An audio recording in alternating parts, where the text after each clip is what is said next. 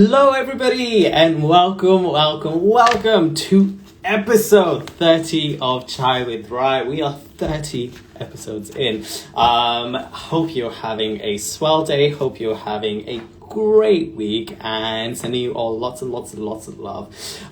Thank you to every single person who has, I just want to take a moment to say this, 30 episodes in, and I'm grateful to every single person who just tunes in, all of the guests and everything. Hi Meghna, hi everybody, who has tuned in. I really am grateful, and thank you so much for just being so kind and generous with your time and your feedback. So yeah, thank you so much to Chai with Rai. Hi, I am Rai. Welcome to my digital jukebox of hidden gems, as I like to call it, where we reach out to people in the entertainment and fitness industry and talk all things entertainment, creativity, social topics, historical topics, politics, sex, everything, you name it. We talk about it, life journeys. So if you haven't seen any of the episodes, make sure to go on my IGTV and scroll through everything, and you will find what episodes you're looking for. As well, you can find Chai with Rai on Spotify. So the audio version of that goes on there. But without further ado, I'm going to get into today's show. Hope you've got your chai ready. I recently got into this funky little, I usually love an adrak cha, but I recently got into this store that is near my house. It's a Korean/Chinese store. Let's just say Oriental to be correct. But I got this really lovely tea, and I don't know if any of you have ever had Johor Joshanda, but it kind of tastes like that. And it's apparently the leaf that it's from, it's pronounced, I'm not going to pronounce it rightly, but it's Fufang Banlangkan Kelly. And it's just apparently meant to be really good for you. But we're going to get into the show. I'm going to stop rambling. Today's guest is none other than Mitali Dargani. Mitali and I met through dance. She's a woman of many talents. By trade, she is a tech specialist at Deloitte Digital. She's the founder and the host of podcast named Brown Game Strong, which started in 2019, and it aims to uplift global citizens through the South Asian lens. The episodes feature interesting and trailblazing guests in the South Asian diaspora. They chat everything from culture to identity, mental health and entrepreneurship. She is also the digital illustrator, and her page, if you haven't checked it out, make sure to do so. It is called Aunty Doodles, and there are illustrations inspired by colors and culture. She also designs websites. She dances in her spare time as if hasn't got like enough time. She is multi-bilingual. She knows how to make round rotis. Please welcome Mitali Saraswati Dargani. Let's see. Welcoming you. Have you got my request? Let me send it again. Hello! Do you like your middle name, Saraswati? Saraswati, I loved it. Round rotis. Where did you get that from? You must have heard it on some random episode. I did. I'm living for your tub, but before we get into any sort of things, it is time to play our warm-up game, which is the 5-second rule. If you haven't seen this, 5-second rule goes as this. I have not invented it. I simply am borrowing it from a show. You have 5 seconds to list 3 things that I say to you. Okay. All right. Are you ready? Yeah. I might do it all wrong, but let's go. This is all about having fun. Let me just pin this as you say hello. I'm going to be so bad at this. No, you're going to be great. Okay. Positivity. All right. Looking through your Instagram, I recently came to find that you are a Coldplay fan, which I did not know. So that's very interesting. And that you love a bit of Harry Potter. I don't know how we haven't connected on this. However, in 5 seconds, name 3 movies Madhuri has done with your favorite actor, Shah Rukh. Go! What? Okay, Madhuri. God, I can't even think. Oh! Madhuri. Madhuri and Shah Rukh. Wait, Anjam. Why is that the first thing that came in my head? You could have said Devdas. Devdas. See, I told you I'd be bad at this. I'm so bad at thinking on my feet. Go on. You, I came you, up with Anjam, Chane ke Khet Mein. that is a good one. That's a good one. It's so like it's very niche. So give That me is two true. points for that one, please. That okay. 2 points. Wait, what house are you? I am a Hufflepuff, unfortunately, according to Pottermore, but I disagree because I would like to think I'm a Ravenclaw. How about I you? got Ravenclaw, but I think I'm Slytherin all the way. I think like Yeah, I hello. can see that. I can see Hello. that. Yeah. Hello. Well It's explained the that facial place. features. You give me Slytherin vibes, definitely. I mean like personality vibes, you know me. I'm Slytherin. Um in a beautiful piece that you did for South Asian Heritage Month, the project called Imposter Syndrome. If you haven't seen it, everybody make sure to go check it out. You talk about failure, generational challenges in regards to your family, yourself, and quote, when asked, if I was fair, the interviewer asked you, if I was fair, what would you say? You say, you're an asshole.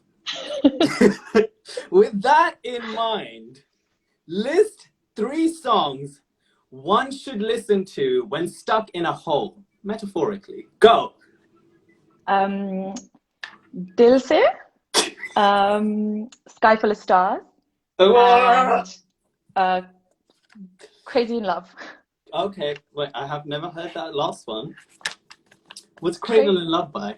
Crazy in Love is Beyonce. Oh, Crazy in Love. I thought you said Cradle in Love. Now that's a song, if I nobody's mean, done that it. could work, yeah. That is a song. I was trying to think of Le Gay. I don't know why, but that would be my first choice. That is a good one. In your podcast, next question. In your podcast, Brown Game Strong, as mentioned before, you have an interview in one of the episodes with CEO and co-founder Akesh Mehta of Fable in Maine, one of his many businesses. Y'all catch up about Imperial Days and talk about entrepreneurship. He mentions how he used to sit in his father's meeting and used to learn lessons from them. And it's just a beautiful conversation. So with that in mind, list 3 spells from Harry Potter. Go. Expelliarmus, Lumos, and Avada Kedavra. Oh! Points to you. That's the fastest And you've done it. additional one, Sectum Sempra. Sectum Sempra, if you've if you've read the Half-Blood Prince. Mine is still Pirtotum Locomota. Protect Hogwarts. Man the boundaries. I love that one. Do Is that your the one that duty. McGonagall does? Yeah, Where she's like, yeah, I love that one. It's my favorite thing to say. I remember when I used to work and I used to leave the building and I used to be a manager, I'd just be like, protect the boundaries! Protect! And it's hilarious. Anyway, it's not about me. I hope nobody at work realized you were doing this because they would have been worried. They do. As displayed in this section, I'm just going to get some visuals up as you say hello to your fellow peers. I can't read any of the... Oh, I can now. You can now? Okay. Yeah. You love jewelry. Mm-hmm. Okay. Do I? Okay. Yeah, you do. Oh my God, why is my Instagram not working? Why is it not working? Mitali, pray for me. Pray for me. You keep hitting me with stuff I have no... Like, wow. I know, right? Hey, Dibs. Guys, just stall, talk to her. It's not going to work. I'm going to go to the next section before we go into this. Let me try it one more time. I'm really curious about this jewelry thing. This is a really good section which I archived for you, and now it's just not coming. Anyway, it was as displayed on your Instagram. I stalked lots and lots of visuals. You love a chunky necklace, and I made a mood board of all of the pictures for your chunky necklaces, basically. And now I can't get them for some freaking weird reason. But with that in mind, there's another celebrity who loves to support a chunky necklace.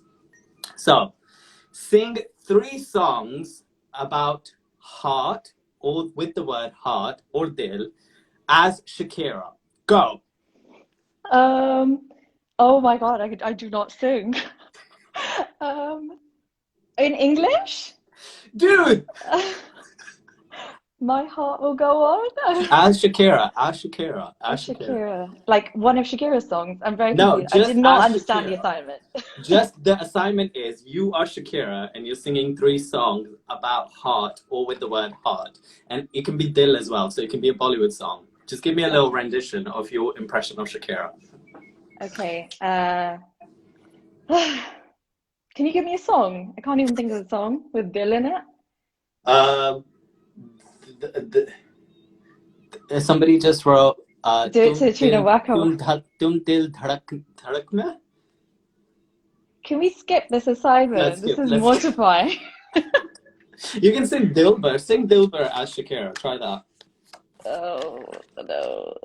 You should. Oh, I should have practiced this. Okay. Dilber. I don't know. As Shakira. As Shakira. I can sing a Shakira song. I can sing Little Dilber, Dilber. I don't know. That's terrible. See, you should have done it, man. What? You can't give stuff that you're good at to me. That's not true. You're good at it. You're good at impressions. Lastly, dance is what connected you and I. And, you know, we discussed dance, the good, the bad, the industry, the people, so many things about it that we will elaborate on. And you know how much I love your dancing videos. I always comment on your trouser game because you have game when it comes to your trousers. So with that, you know, and you are so multi-talented. In that spirit, using dance as a medium, you have 5 seconds to do 3 hook steps, okay? Get up, get space, ready? All right, I'm gonna count in 4, 3, 2, 1, go. Since someone mentioned Waka Waka, and then there's, I'm sure this is a move. Is that Dilber? I don't know. And then Gajarare. You're out. Can you recommend anything? Just to let you know, you're out of your 5 seconds. Oh, okay. It's called 5-second rule. You have 5 seconds. You need to give us 10 seconds at least. That's the whole point. It's to rush you. How are you? How's your week been? How is life in Spain? I'm stressed. This was like, honestly, like, I suck at anything to do with games or competitions. So I feel like having survived this was an achievement, but I'm good. Been at home for 3 weeks and just loving life, to be honest. Don't really want to come back. What about you? How are you doing? I'm good, thank you. It's been a hectic week, but it's been a good week. Like my mind's been just like all over the place in between like rehearsals and filming. So yeah, it's been a busy week.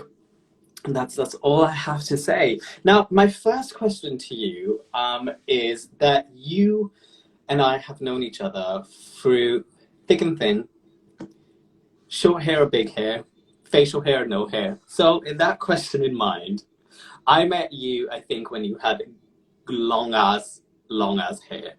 Do you prefer short hair or long hair? So I like both. I alternate between every 2 years. I just chop all my hair off, and I love it. Like, I think it's just after a while, it's just so much effort to have to wash it and dry it and all of that. So yeah, but you have thick hair, which is what I need to ask you. What is the secret to that? Jeans.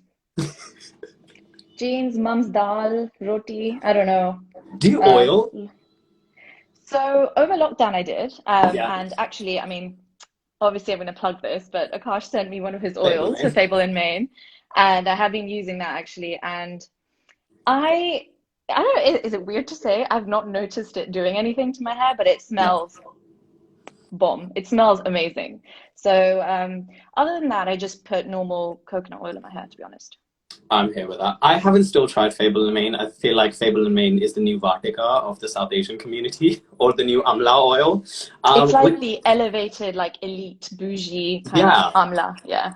Did you ever ask him that question, like off topic, if he ever felt like he was competing with the Vaticas and the Amlas?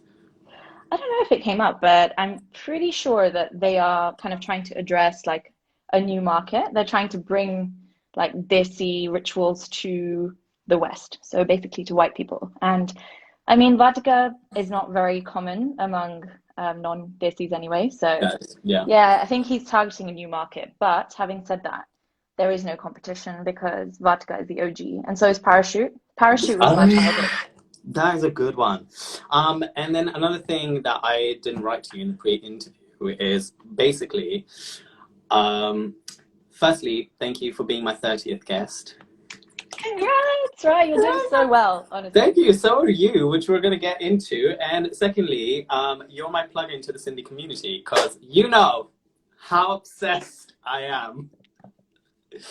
If I wasn't with Kavit, my hunt for being with a Sindhi would still be on. So just in case if there's any eligible Sindhis watching this, any aunties, I'd love to meet you still. It'll just be great to meet you. I'll be single for you.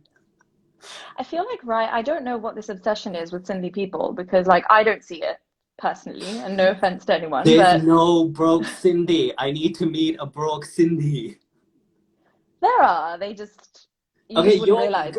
A broke Sindhi is different to a broke normal person. Firstly, what does that mean? Like a broke Sindhi would be someone who still kind of looks like they're living the life, right? Yeah. They just yeah.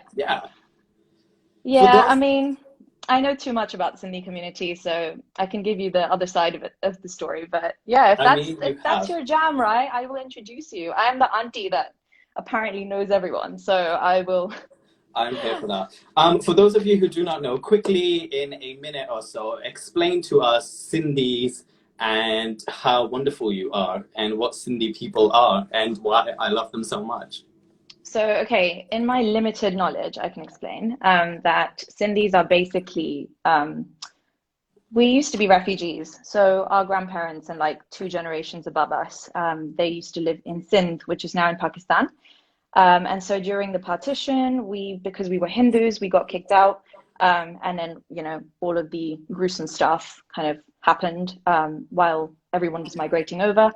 But then what ended up happening was our ancestors didn't really have anything. And so we became very, I would say, kind of focused on making a livelihood for ourselves. And that's why I think that's where the stereotype comes from of being quite, you know, into our money and jewels or whatever.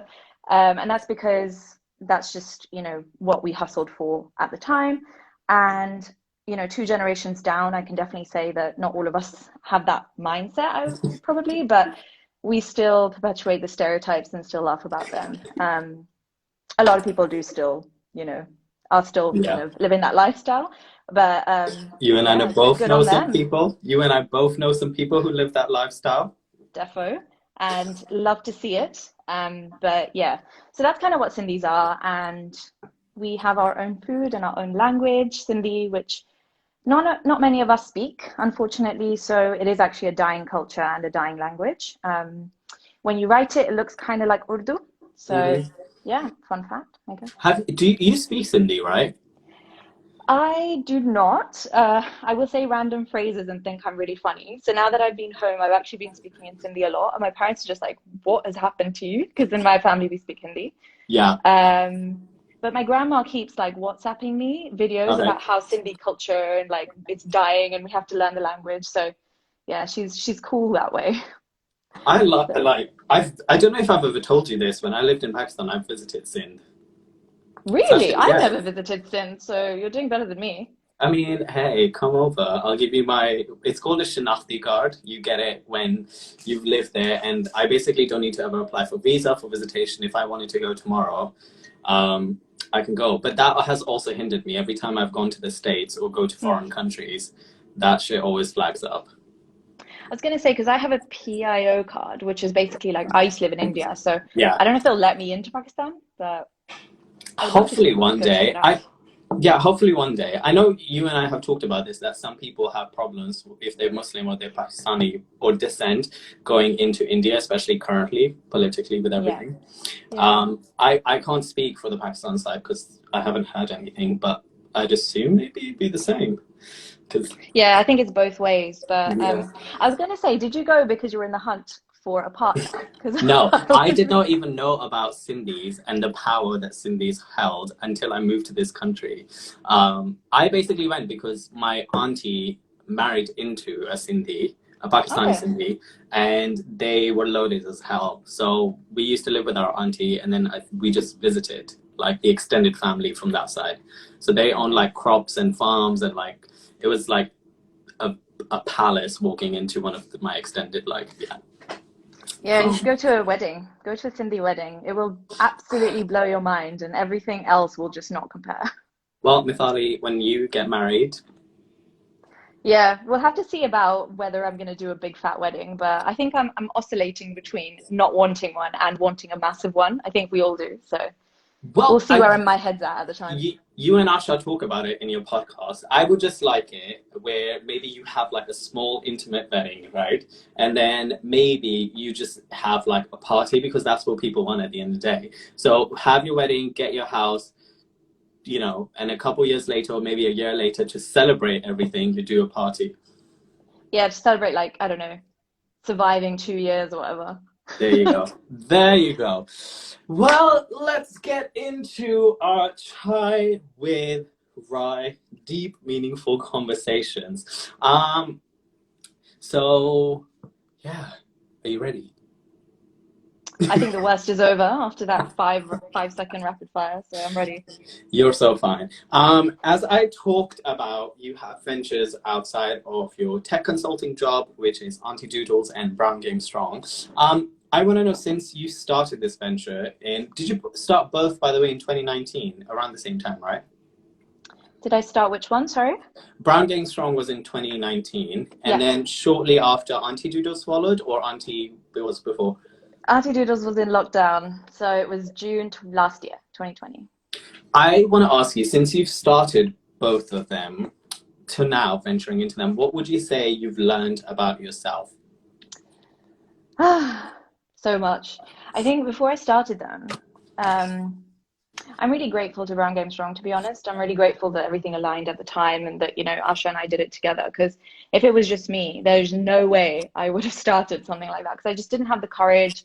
I didn't think I had anything valuable to say. Like I've never really been someone who's like been in the creative arts from, the get-go. Mm-hmm. I also feel like, the whole topic around imposter syndrome. I mean, I've always felt like, who's going to listen to me? Like, I'm not very well read. I don't know what's going on around the world. But then I realized there's actually a market for that. There's a market for people who don't know what's going on. And we all just admit we don't know what's going on. And I think that the podcast kind of started based on that. It was just being real. And I know that's so like, it's a term that's like so overly spoken about, like being authentic, being real.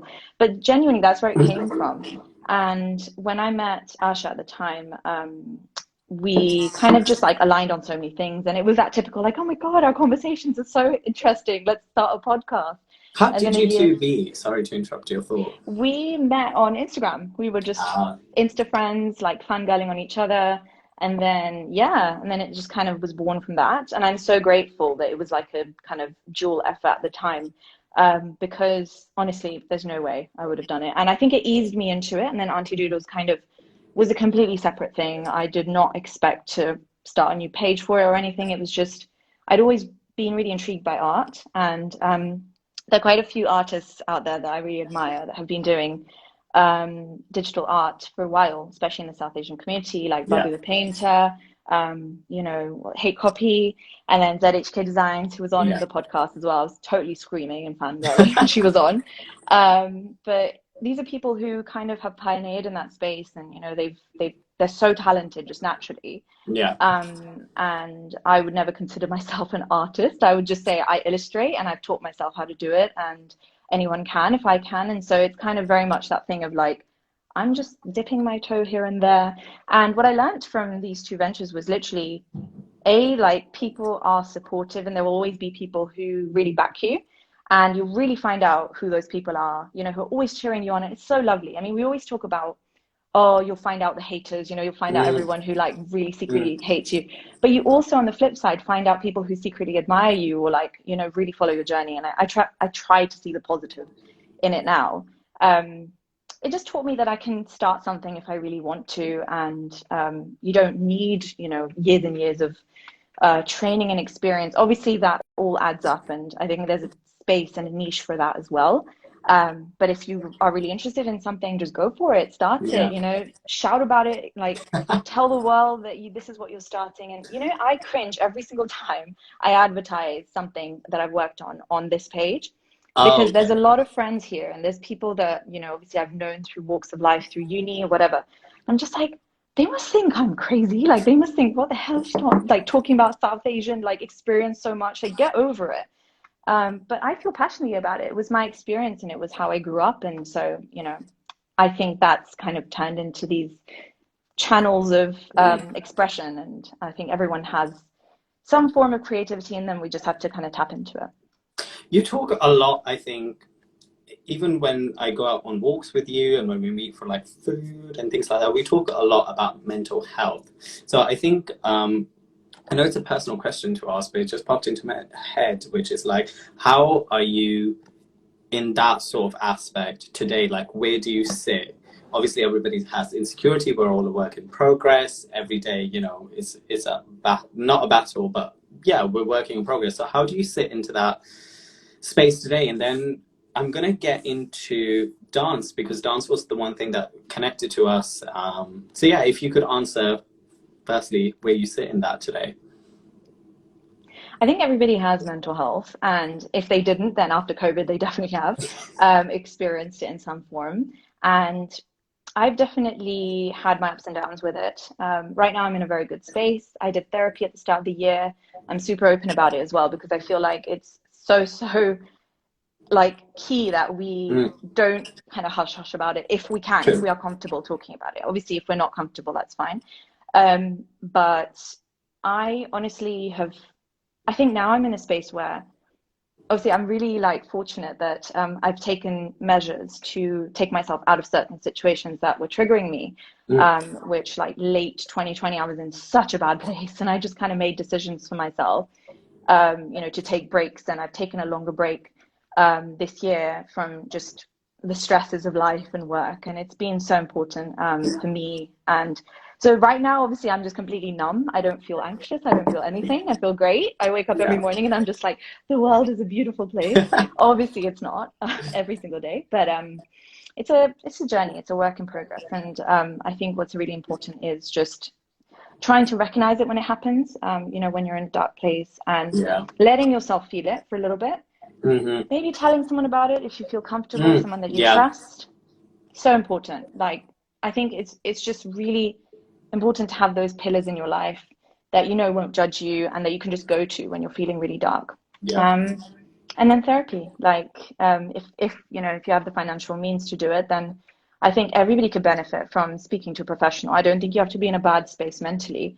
Yeah. And when I did therapy, I was actually feeling fine at the time. I signed up to it when I was like not great, and then when I started it, I was actually okay. But then by that point, I was actually working on some of my triggers, my tendencies, understanding what it was that was taking me to that dark place, and trying to just change my habits maybe, and recognize when I'm kind of getting there. So I think, yeah, right now, great, but maybe not so great in a few months' time. It will be okay. I think what's really nice, weird to say, but it's nice having gone through ups and downs in the past, because I recognize things now when they happen. I kind of notice patterns in my mental health, and Mm, when I'm sort of, everything's just like I've lost control of my life. You know, I'm getting up, I'm not yeah. showering, or like I'm not doing the dishes for like 3 days and stuff like that. Like I just don't want to do anything. I don't want to talk to Yeah. Yeah. anyone or reply to WhatsApps. And when I see myself going into that space, I'm like, okay, right, reset. Like, you know, let's kind of try and gently ease ourselves out of this. So I don't know if that answered the question. No, it does. I think I'm just going to ask you this question before we move on. Do you think, I mean, firstly, I'm just going to point this out. I think, agree to disagree with me or not, but I think lots of people think therapy costs. There are lovely charities out there. If you look into them, I recently went through a charity as well to get a counseling session. So yeah, just know that there are tools out there. The second thing I want to say is, having gone through that myself, I now am at a space where I think I'm okay with being in the dark space. Do you think you're okay? Because there's lots of people that say you should take measures to not get there, or you should accept it. Like, what sort of philosophy or mindset are you in? Like, are you okay if you get to that space? It depends what the space is. Yeah. So I think if it's a low space where you're kind of just like feeling dull and heavy, I can live with that. But when I get anxious, I get so tired. I mean, I used to wear a Fitbit, and I set it to like yeah. Can you hear me?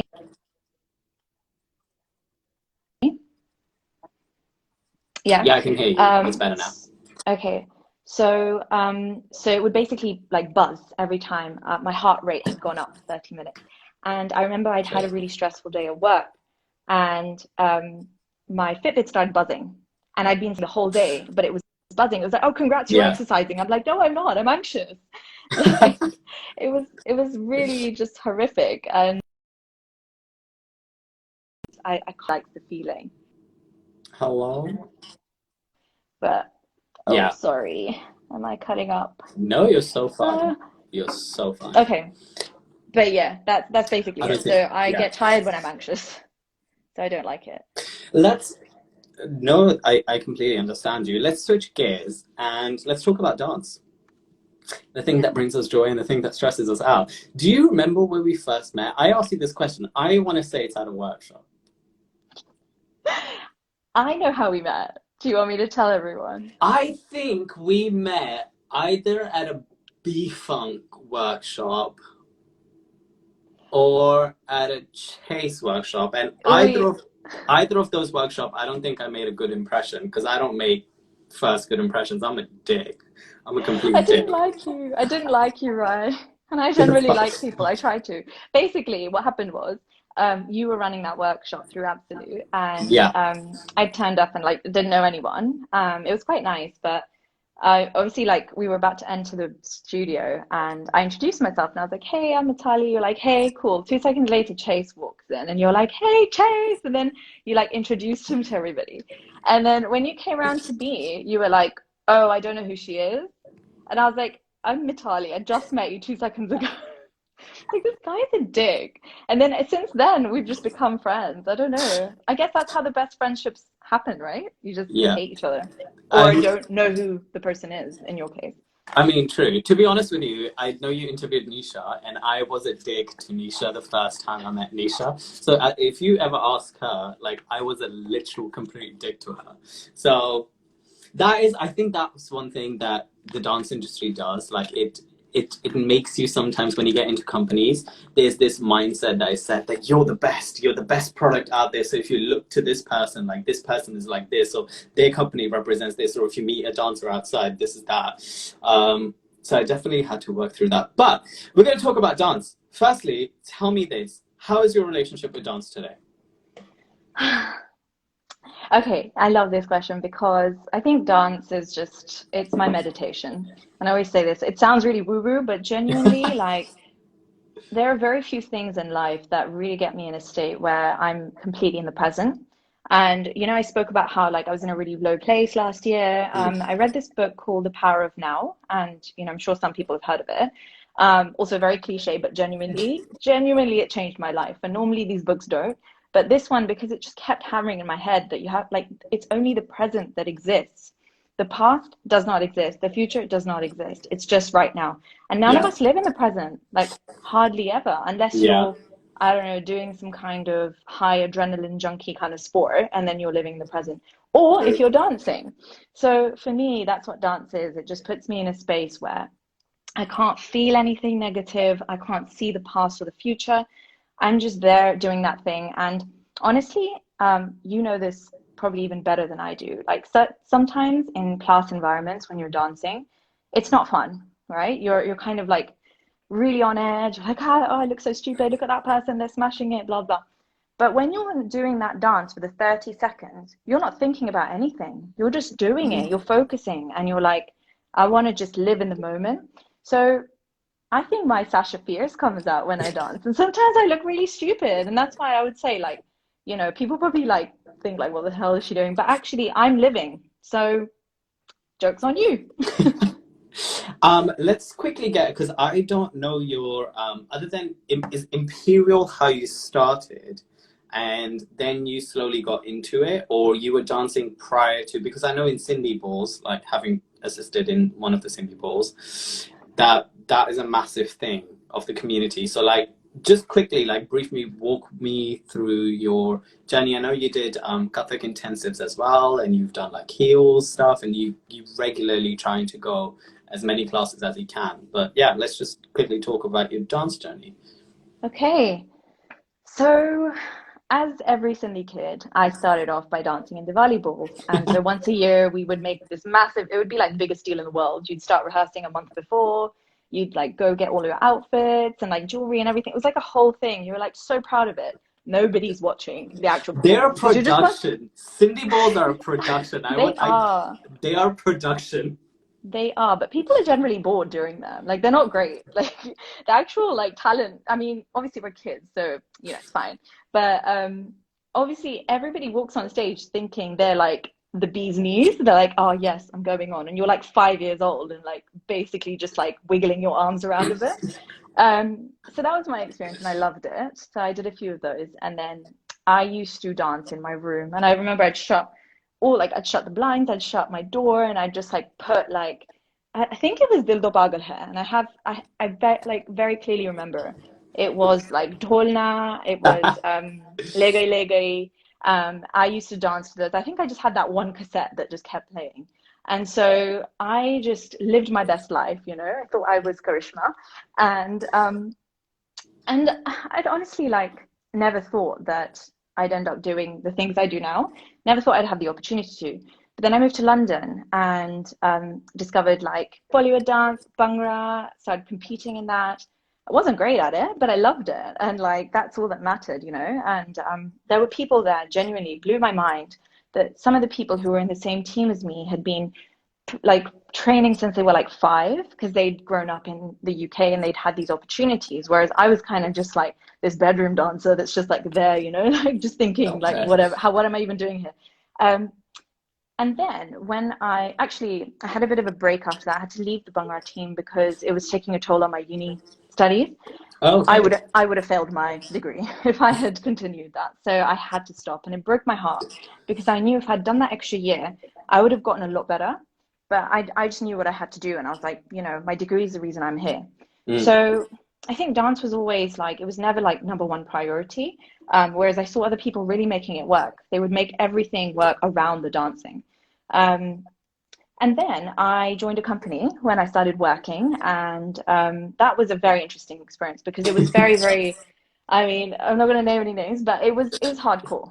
And that's what a company is like, right? And I'm so grateful to it because I think that set the standard for me. I was like, okay, so that's what it's like being part of a company. Great. And you're not always like spoken to well, or you're not always treated the best, right? But that's just how it is in the industry. And, you know, everybody goes through that rite of passage. So I ended up kind of moving away from that. Now I just live my life. I just go to trainings.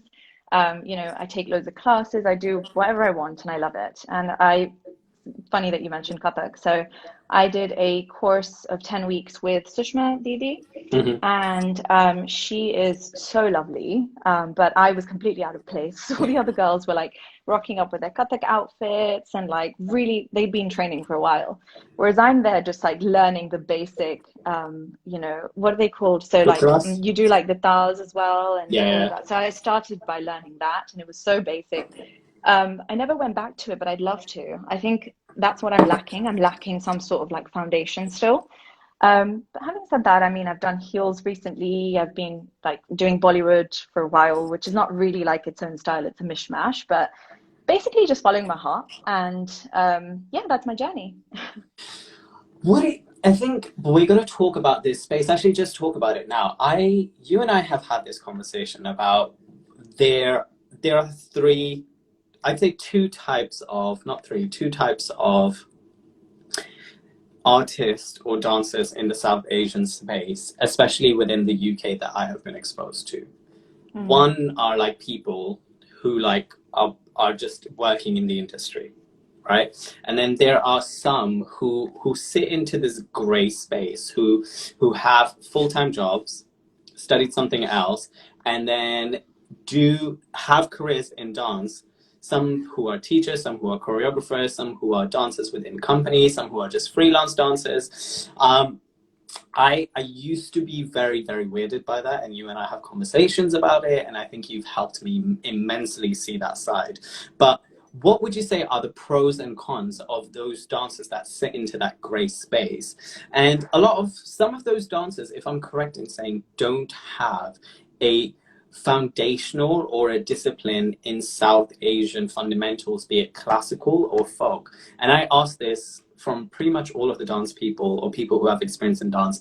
Do you think people within the dance South Asian diaspora that they should have a fundamental, be it folk or classical, that are dancing today? What a loaded question. Well, I I'm can just gonna only give grab a it from seat. my yeah. No, you go, you go. I listen. Oh, I'm okay. here. Okay. I was like, am I going to be talking at your cupboard? So It's just plants. It's plants and plants and they're plants. lovely. I want to ask you about your plants You later. still But haven't been yeah, to my flat, have you? I've invited you like twice I now. know, I know. We'll go for food as well. When Yeah, I'm yeah. back, I'll message you. Yeah. So yeah, basically, obviously I can only speak about it from that gray space, and I Yeah. am not a full-time dancer. Um, And I've actually very interestingly stopped calling myself a dancer. Like it's nowhere on my bio or anywhere. I took it off because I was kind of like, that's just a very personal thing. I don't Yeah. by any means like judge anybody. I feel like we're all dancers in our own right. Um, but my journey with it has been quite up and down, especially through lockdown. And so I would say that I think there is definitely a space for people who are in that gray space. And I think even within the gray space, there's lots of different types of experiences. So there are Yeah. people who have trained like since they were kids, but then they are doing something else full time and they just do dabble, in and out of dance. And I Mm-hmm. think they're like a lot more established and trained than, say, myself, who grew up, in my bedroom, just like copying moves from the TV. Um, I think that not everybody, personally, I would say not everybody needs like a Indian classical foundation, but having a foundation helps. And so, in the five years that I've been kind of training semi-professionally or freelancing or whatever I do, Mm-hmm. what I realized is I sense the lack. And anytime I speak to friends who also don't have that, either hip hop training or jazz or contemporary or classical Indian forms, we all say we feel that void in our training. And it's because we are doing the same routines as the people who have had that training. And I can sense in my own movements that, my lines aren't as clean and my nakra is not as like eloquent, like delicate or like coy, like you said when we collaborated and we were like, guys, you're not coy enough, come on. Food, Um, food, food. and so I personally feel like I would really benefit from that. I can't speak for everybody, Yeah. but I'd love to hear your take on this as well. I don't This know is if you've your discussed this interview. in. Get me on Oh, Brown Game Strong and we'll discuss that. love it. Shameless plug. Yeah. Guys, You're go coming follow on. Brown You're Game coming Strong. on. Don't worry. Every Um, time I see Mitali and we're in a class, I it's like, plug I want to come on all the three podcast. channels at MDRAG, at Aunty Doodles, at Brown Game Strong. Go follow all channels. I mean, I will forever be Aunty Doodles for you now, right? Yeah, Aunty Doodles. Describe to me, you talked about this, which we touched on, which your ups and downs of dance. If you want to share it, or just a brief overview, what would you say are some of you've talked about the highlights and how it makes you feel, but what are some of the things that get you into that space where dance isn't so great? And what are your thoughts on the South Asian dance space before we move on to the South Asian creative space, which you're now a part of, the South Asian digital creative space? I know, it's crazy. I actually can call myself a creator now. So I think there are loads of aspects to not dance in its purest form, but actually just being part of a community, which I feel like being part of any community, you'll have kind of those weird friction things that happen, right? So what I've experienced within this community, and for anyone who watches this, who's in it, probably already knows this way before I even say it, but there is a lot of you know, emphasis put on looks, for Mm. example. So like looking a certain way, fair skin, pretty face, thin body, Yeah. abs defined. That is what, gets put front and center. That's just Yeah. how it's been. And I unfortunately, like, I don't think it's completely gone away even now, like even after COVID and everything. I mean, there's so much like body neutrality everywhere. There are so many incredible dancers that don't fit that stereotype that are doing amazingly. But I still think, and I was thinking about this before I joined this call, things like even like the Instagram algorithm, I feel like it favors people who fit that stereotype, right? So if you go on TikTok, you'll see TikTok dancers who are like basically replicas of Kylie Jenner, who are just doing that, like, what is it? Like this TikTok movement, and they go viral.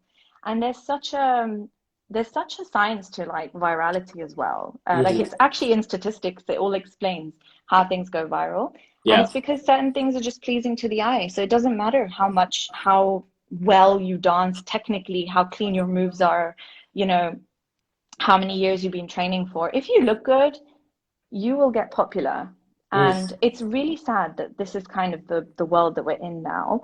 I've struggled with it personally, 100%, where, you know, I've seen people in the community or in class, and I've just thought, oh my gosh, they look amazing. But not even that, but they're doing the dance really well too. So it's like double whammy. And then I just leave feeling like, oh my God, shit, I was so bad, or, you know, I wasn't good enough. And, you know, like I've started working out, but I realized that we're all different, and I'm not going to look like someone else, right? I can only look like the best version of myself, whatever I want that to be. And, you know, I own it now. I'm like, own yourself, people. Just do your thing, right? Carve your own path. And yes, you may not go viral because the algorithm is unfortunately just geared towards people who are light-skinned and whatever, but at least you'll be happy and you'll get recognition over time. I think time is such a big factor. Like when you're consistent, when you are a good person, when you treat people well, when you're honest and you try to be as genuine as possible and genuine to yourself. Say that one more time. I mean, there's no stopping you. There really isn't. There you go. Question before we move on from dance. Be it choreography, company, classes, projects that are coming in from the outside perspective or collabs or things like that, what do you think right now is lacking for the South Asian dance community? And what do you think is working within the South Asian dance community currently?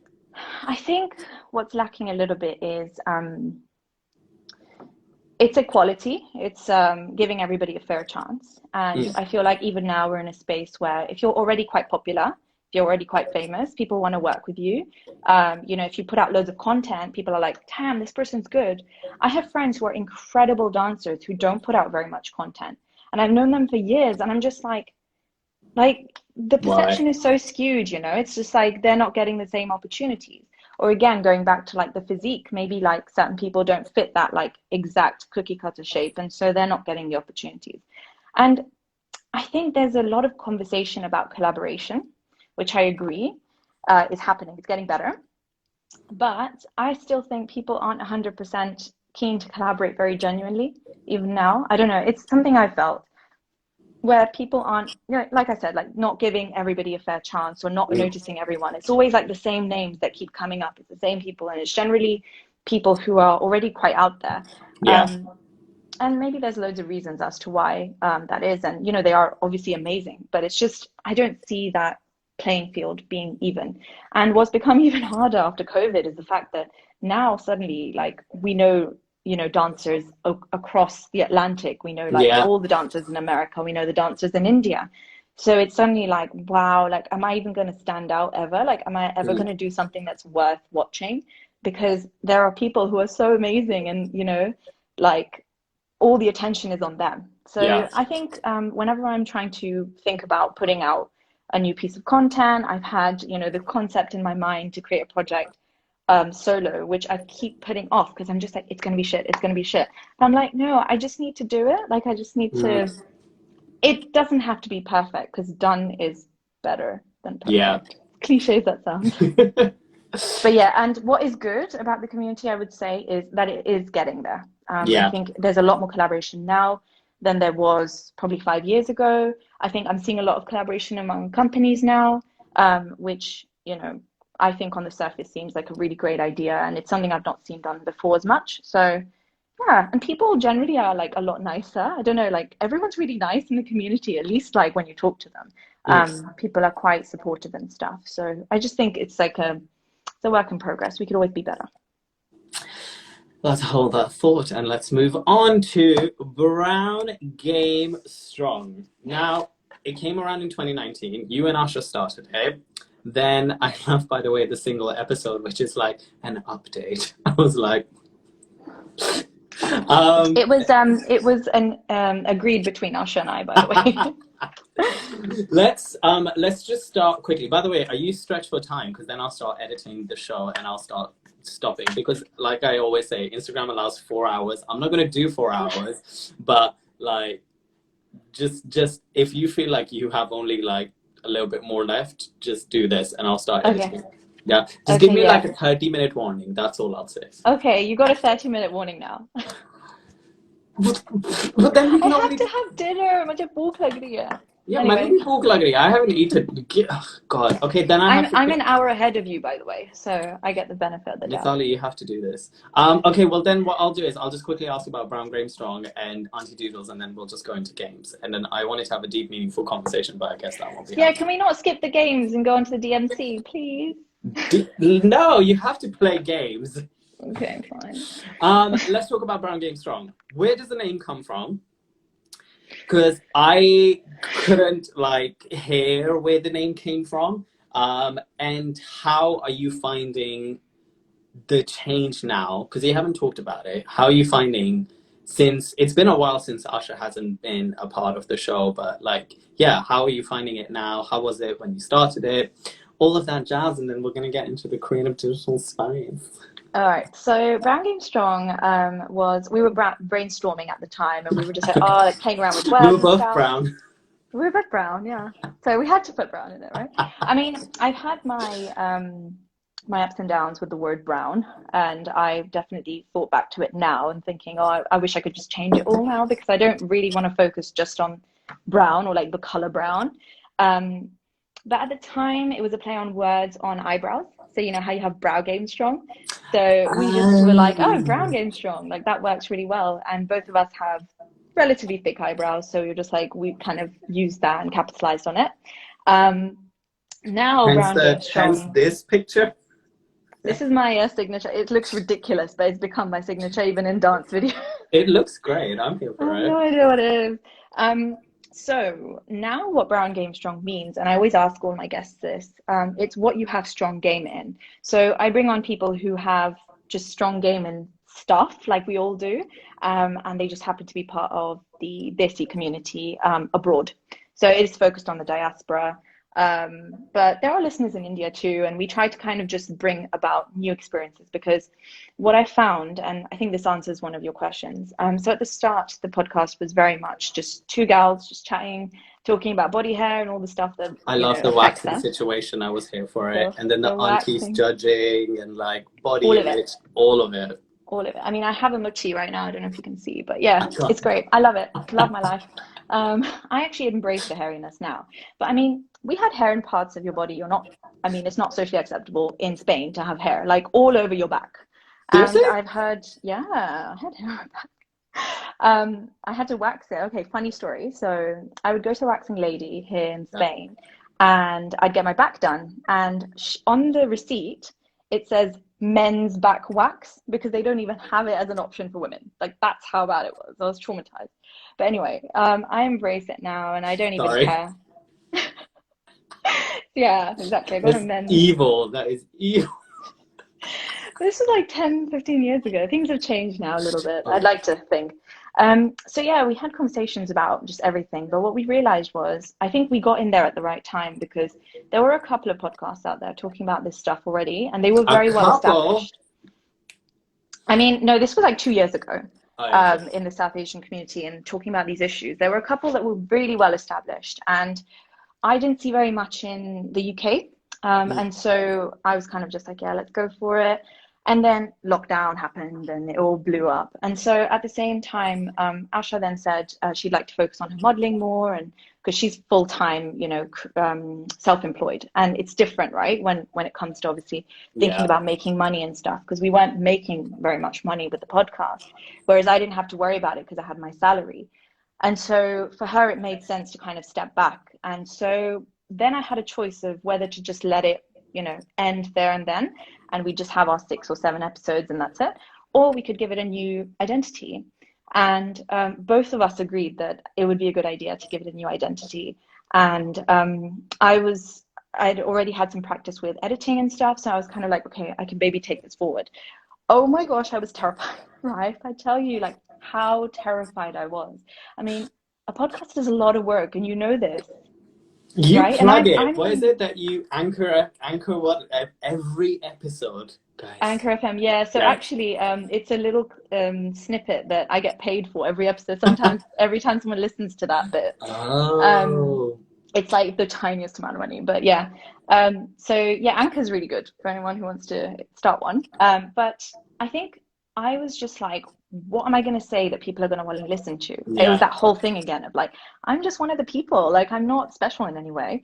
But then that's when we agreed that actually we've always wanted to bring guests on. This is the perfect opportunity. I'm sick of talking about myself. Nobody cares about me. So let's bring guests on. And it was a great opportunity to make friends, which I'm sure you feel this as well. Like you really connect with people, you know, across the world, and just hear different stories. And you know what, just put little nuggets forward for the audience to just pick up from, and people get inspiration from like the randomest things that you don't even realize you've included as part of the episode, and you'll get it as feedback. They'll be like, oh, I really liked that bit, and I'll be like, I didn't even realize, you know, until you said it. So it's amazing, and honestly it's such a blessing to be able to bring these conversations forward. And I realized I really love asking questions and interviewing, so I get a high from it. Like I could be so tired, and by the end of a recording, feel completely energized. Like I've had times where it's cured my hangovers, and it's like dance, you know. It's like again, it's that feeling of euphoria, being in the moment. And unlike you, I don't really prepare much. So Stop it. going by, it's so bad. Genuinely. I feel like you do. I mean, high level, but not like I don't write stuff down that much, and. It's not a good thing, by the way. I need to be better at actually preparing more, because I feel like I blabber a lot. No. But it's fine. I think it's very, for those of you who haven't listened to Brown Game Strong, I would highly tell you to listen to it. It's very conversational, I would say. It's a very conversational chat, and there are trailblazers on there, and there are lots of nice people on there who talk about a lot of things. What would you say your interview style is? And I've asked you this when we were sitting in Hampstead Heath looking at dogs, whilst a dog near us was peeing. But yeah, what would you say your interviewing style is, and what fascinates you about getting a guest on? Second question.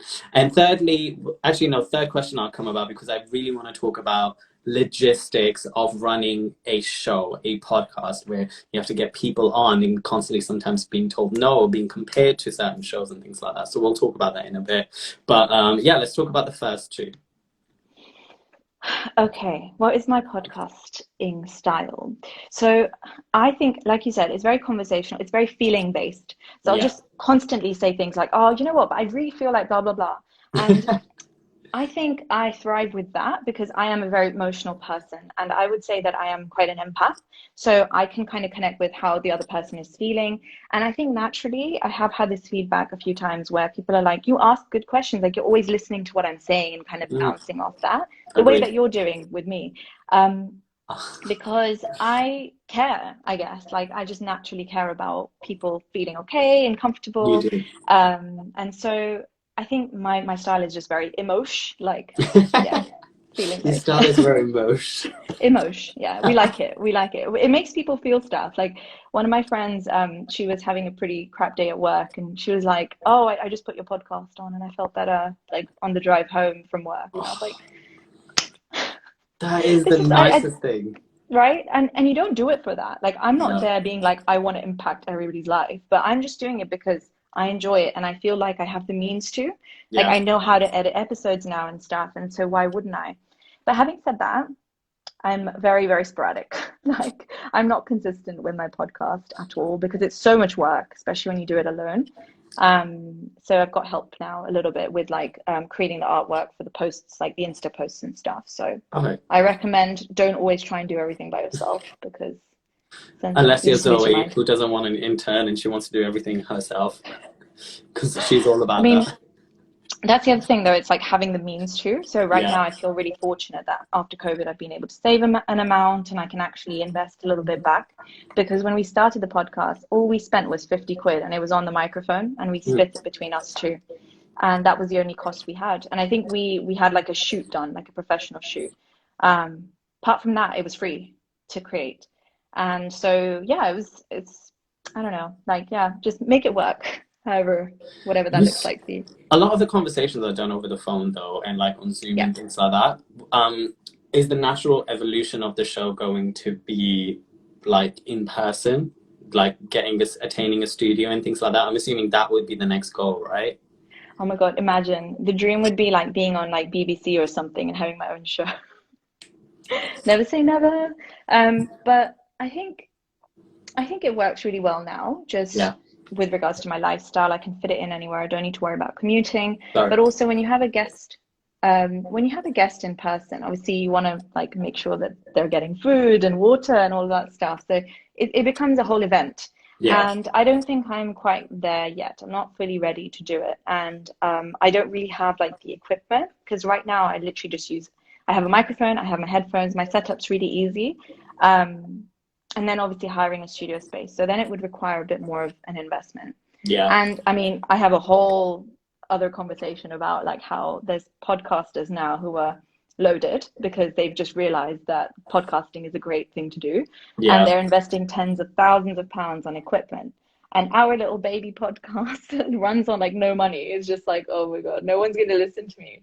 This is again where like the whole thing comes about where I'm like, I don't do this for the listeners, to be honest. I mean, of course I do it for the listeners, but I don't do it for the numbers. Yeah. And it was something that we said when we started off. And I said, you know what, even if 20 people listen to that, think about how many people that is in a room. 20 people in a room listening to you. That's a big deal. Yeah. But why is it that we live in a world now where it's like, oh, I only got 20 likes or I only got 20 listens. That's so crap. It's like, no, that's 20 human beings you just impacted. That's insane. Like, don't forget that. So yeah, that's I guess it's fine as Zoom for now, but I'd love to do it in person one day. Do you get, as you just touched upon it, which was going to be, actually no, we'll come back to it after we've done Aunty Doodles, which my question is like, do numbers matter? But let's talk about the logistics of actually owning two businesses and the logistics of when you have to get guests on, the nose, like the sanity aspect of it, how you deal with that, the editing, balancing your tech job, balancing relationships, balancing family, friends. Like how do you function? It gives me palpitations just thinking about it. No, but in regards specifically to the show, I don't think like it'll be great to enlighten the structure of the show. Like I think if I'm correct in saying you and I, though we have connections in the industry, we don't have a PR person, we don't have an assistant person. A lot of the times we message people and a lot of times people don't respond. And sometimes it is sad because and then like editing takes a while. And I'm actually, this is interesting, you're educating me. I don't make any money from my streams because I do it through SoundCloud. So I need to get on the Anchor FM. But like let's just talk logistically and patterning both Aunty Doodles and Brand Game Strong. Wow. Okay. So with regards to firstly managing everything, I think it's an illusion, and we'll probably both agree that, you know, we're probably lying in bed a lot of the time just questioning life. And, you know, on social media, obviously, like, it's a different story because we only post at certain times. But when you look back, it's a compounding effect. So you look back at, like, for example, you know, when you were looking me up to ask me questions for today, you must have seen like lots of different things that I've done over the years, but actually like they have been very spread out over time. And so for me, like I don't run everything at once. When I'm doing my full-time job, I mean, I try to focus on that most of the time. I try to think of it as priorities. I'm not always very good at this, by the way, You have but your whiteboard. I have my whiteboard, so I try to kind of like structure my week. Yeah. But I definitely have weeks where I do Aunty Doodles, and then I have weeks where I do Brown Game Strong. And my problem is when I start something, I get really into it. So if I start Brown Game Strong, suddenly like I'm planning episodes, I am planning the future, I'm thinking of ways to make money, I'm thinking of ways to bring new guests, really motivated. And I might do that for a few weeks at a time and just completely forget Aunty Doodles. So I Yeah. kind of see it as I have different alter egos or like different personalities that kind of come to life at different times. And it's the only way I can stay sane. But trust me, it's all an illusion. I take so many naps. I do nothing all day a lot of the time. But it's just because certain things just got established at certain points in time. And so it kind of looks like we're doing a lot, well, in my case. But I'm not doing more than, anyone else. It's more just like a lot of it is just like the social media life. And Yeah. to be honest, in real life, I'm very different. You can ask any of my friends. They're just like, I mean, they're a bit like, oh yeah, you're doing a lot of illustration work, and it's because I'm getting commissions. But normally I'm just like chilling, watching loads of Netflix, Living your best life. dancing, yeah. And at home I haven't been doing that much anyway. With regards to what was the other question? I'm The trying to logistics remember. of running, like getting guests on, Oh yeah. patterning, Brown Game Strong, and Auntie Doodles, turning it into a profitable. Oh, Asha joined. Hi, Asha. Hey. Turning into a profitable and investing product, regardless of if that's monetary or if Hmm. that's personal.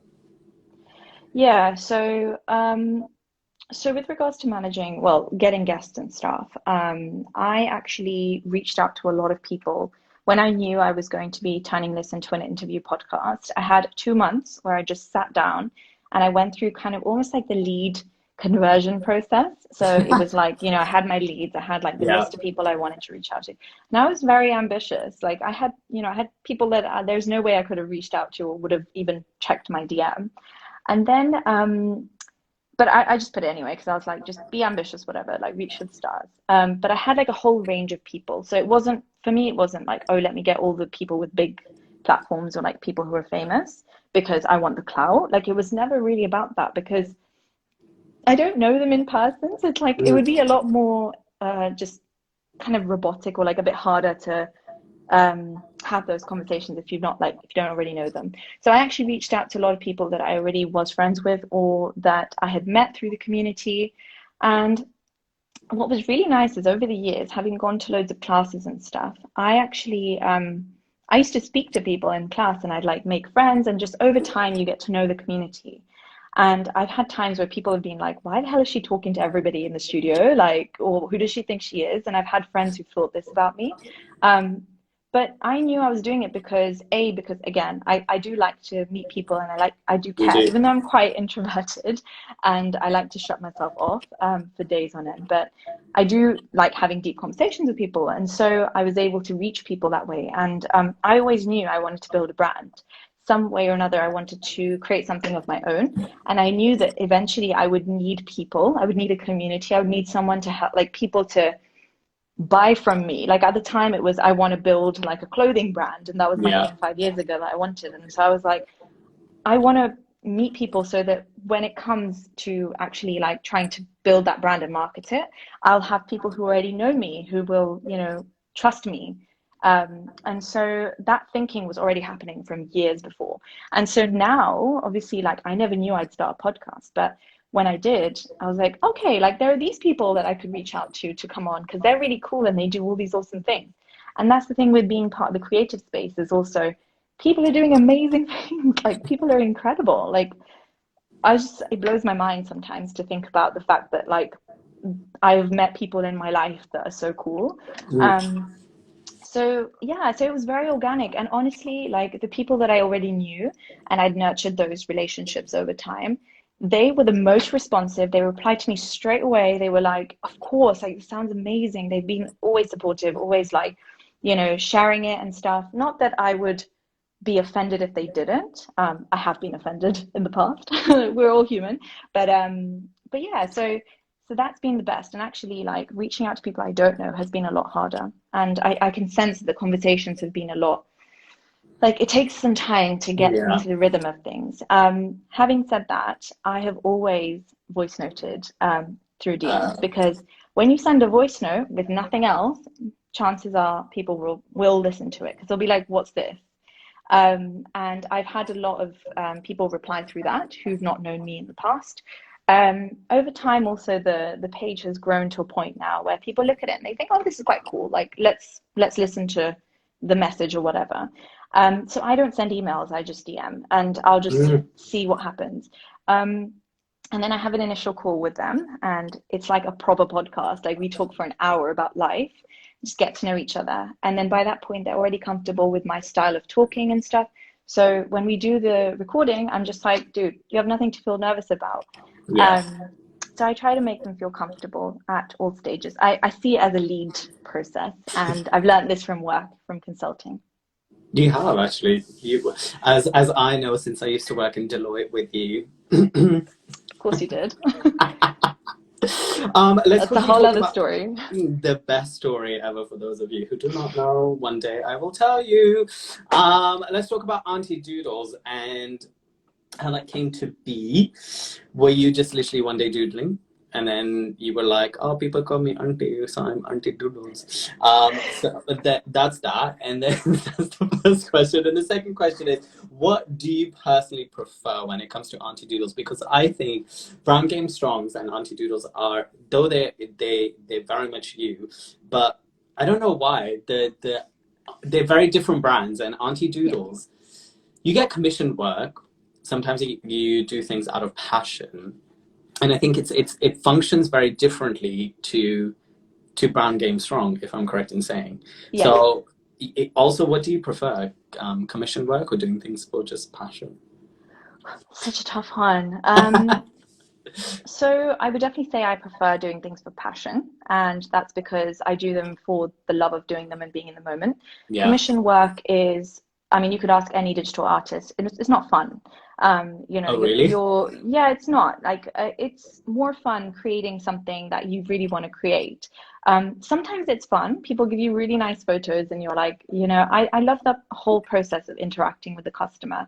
And I experienced this when I started, off topic, but when I did like web design work, and that was the first like freelance thing I'd done for money. And I realized how much I loved like the way their face lit up when they saw the website and when it went live, and the way that they would hug me and just be really happy, you know. And it's just like, I don't get that fulfillment in my day job, unfortunately, because I work for a really big company. Yeah. And so I work with people who don't really care about what we're building that much half the time anyway. So we're all kind of just getting on with it. But what's really nice about Aunty Doodles is that, like, I get to see people being really happy and being like, oh, that's really cool. But for example, today I had a client who, so I finished a commission, I sent it to them like 2 days ago, and they messaged me back today being like, this looks nothing like the photo, can you change it? And I was like, okay. I felt I'd never had that before. Sorry to interrupt. Do you do the print and frame it and then like send it to them, or do you send them first the digital version of it? So I do both. I offer like whatever you really want to get it printed on. Right now I don't actually have like a supplier or whatever, so I do it all on the internet as well. So I'll use like a service like Photobox. It is a little bit pricier at the moment, but I think it'll get there with time. So that's one of the things I'm procrastinating on, is getting suppliers to get these things done for me a little bit cheaper and more in bulk. But what I do, usually it's all digital prints. So I kind of do a digital high resolution print. I'll send it to them via WeTransfer. And then, yeah, that's it. And then if they want a canvas or if they want a print done, I recommend places to go for them, like that are the cheapest and like, you know, tried and tested, like good quality and everything. And they can go do it themselves. Or if they'd rather I do it for them, then they just give me their address and I just do it. So yeah, it's just like, I've done mugs recently as well, which has been really fun to do. Can you do me? I got Devani sent me Chai with Rai, which is in there. Devani's such a babe. She sent me a mug as well with like a little Brown Game Strong thing on it, and it motivates me so much. So I always have it next to me whenever I'm like doing podcast stuff. Which one do I prefer? I like them both. How can you choose between your babies? I would definitely say like Brown Game Strong is a little more established. I mean, Yeah. obviously it's still like growing, but it's really interesting because I had someone message. I do get sometimes like podcast people messaging me and being like, "Hey guys, like let's collab. Like your page is so cool. You guys are doing awesome stuff." And I'm like, I'm a gal. I'm not guys. I'm one human being and I'm trying to do everything. But I'm not complaining because I've chosen to do it as well. Yeah. So I'm really grateful that it's getting noticed and that people are enjoying it. Not that I try not to think about like the numbers, but you have to after a certain point, like unfortunately, if you want to get more opportunities, you do have to start thinking about kind of growth and in that sense, because that's just how social media works, How do you unfortunately. think about that, by the way? For somebody like even like myself, I do this. I don't know. I literally do this, and I don't think about monetizing it at all. But then I have Yeah. people like you sometimes who give me advice on like I should do this, or I should like in order to do this, I should like maybe promote and do X, Y, and Z. But how do you get to that space? And do It you takes think time. and do you think you needed to do it? Like, could you have just done it for the sake of just doing it without? Yeah, Um, I think it depends on personal priorities. So if you are looking for ways to make more money and if that is a priority for you, then there are opportunities. And I think it's that whole thing of like it's such an illusion that there's only X amount we can make from something. Like I don't think there's a ceiling. You can yeah, kind of just keep pushing and finding new opportunities, getting like promotions. For me, with regards to promotion, so I've not really promoted the podcast apart from this anchor thing that I did recently. Um, which is just like one click on the thing. So it didn't take very long to include that. But I had, for example, a company in the US reach out to me for Brown Game Strong to advertise their dating app. And it was a dating app that was still solely no. based in the US. No, it was called Mochi. Okay. And they're advertising in a lot of places and they're really great. But they're based in the US and most of us are based in the UK. Like the listener base is 80% in the UK because I can see the stats and the analytics. So why would I advertise a US based platform to most of my UK listeners? It doesn't, Mm. it's not authentic. And if I just did it for like, I don't know, 10 quid, 20 quid an episode, I'm just like, that kind of, that reduces that, the connection or the relationship that I have with my listeners. Yeah. I think they appreciate the fact that it's not riddled with adverts, to be honest. But if there were to be an advert in the future that I include or like some kind of sponsorship, I'd want it to be something that I really like and that I use. So Dishoom, if you're listening, I will happily include you on the podcast. I'm here for that. Let's talk about the digital space which you now belong into. How do Yeah. you find? I know we briefly touched on this, and you said it's a great medium to meet international people. It's a great way to connect, to come across things. But how do you feel now you fit into it as a digital creative, which both of your platforms are? And what are your thoughts of the South Asian digital creative space? Honestly, they're so different. So if I were to look at Brown Game Strong, the podcast community is insanely friendly. Like people are so nice. I think some of them are bitchy behind your back, but it's okay.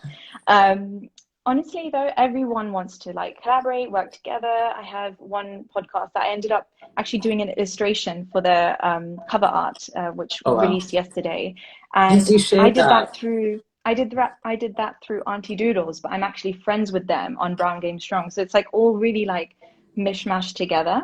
And I think it's really cool because you never know where opportunities come from. But the podcast space, honestly, I've never met such friendly people who are technically competition. We met up for drinks, a few of us who have like three different South Asian platforms, four different platforms, and we all met for drinks after lockdown. And it was the weirdest thing because it felt like a first date. Like none of us had met each other before, but we'd all been talking. And it was also during like Clubhouse blowing up as well. We'd all sort of like Uh, spoken on that.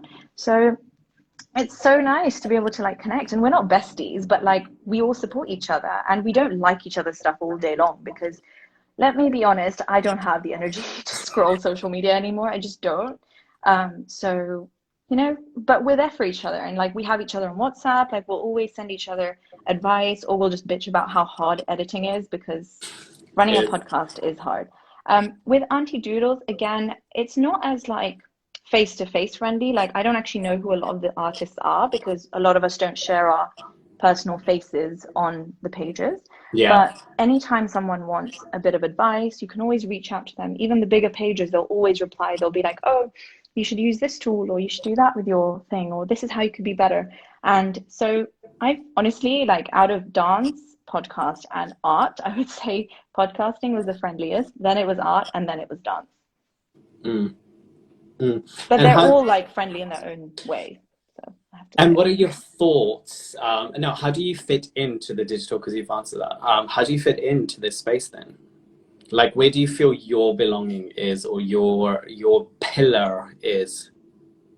I'll be honest, right? I've always been a very insecure person. Like I feel like I've always been very, very average at everything. Like good in studies, but like not great in like extracurriculars or creative. That was just how I felt growing up, right?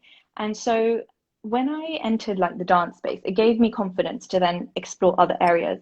And now I literally see it as just I'm in my own lane. Yeah. And I don't know if that sounds cocky or whatever, but like just carve your own lane. There's no competition, because how many people do you know in the community doing 3 or 4 different things? You will know some, but not loads. Like the crowd keeps decreasing as you start going further and paving that path. And it's not because I want to be great or like special or whatever. It's because I'm so scared that I'm going to be crap if I try and go dance full time, or if I try and do illustration full time, because there's a million other people who are better than me. But I can just do my own thing, you know? I can be like happily average in like a few different things. So I feel like that's where I stand. And that's also why I felt the need to create a website for my own personal brand, because I realized that a lot of people who buy from me, who buy the Aunty Doodles and stuff, it's because they know me. Like 90% of the people are people who are like, oh, Mitali does this, so let me reach out. And so even though my face isn't really shown on that page that much, it is usually my friends who go to that, or who are like, oh, you know, can you do this for me? And yeah, it's kind of worked out that way. 4 questions, then we're going to do quick little games, okay? Let's do this. Whoa! If you take away your support of your family, friends, I love asking this question, by the way, because you know why I asked this. If you take away the support of your family, your friends, your circle around you, your grit, your personality as a person, and I know you've had hurdles, but if you take a lot of those things away that make us who we are, would you continue to do what you are doing today?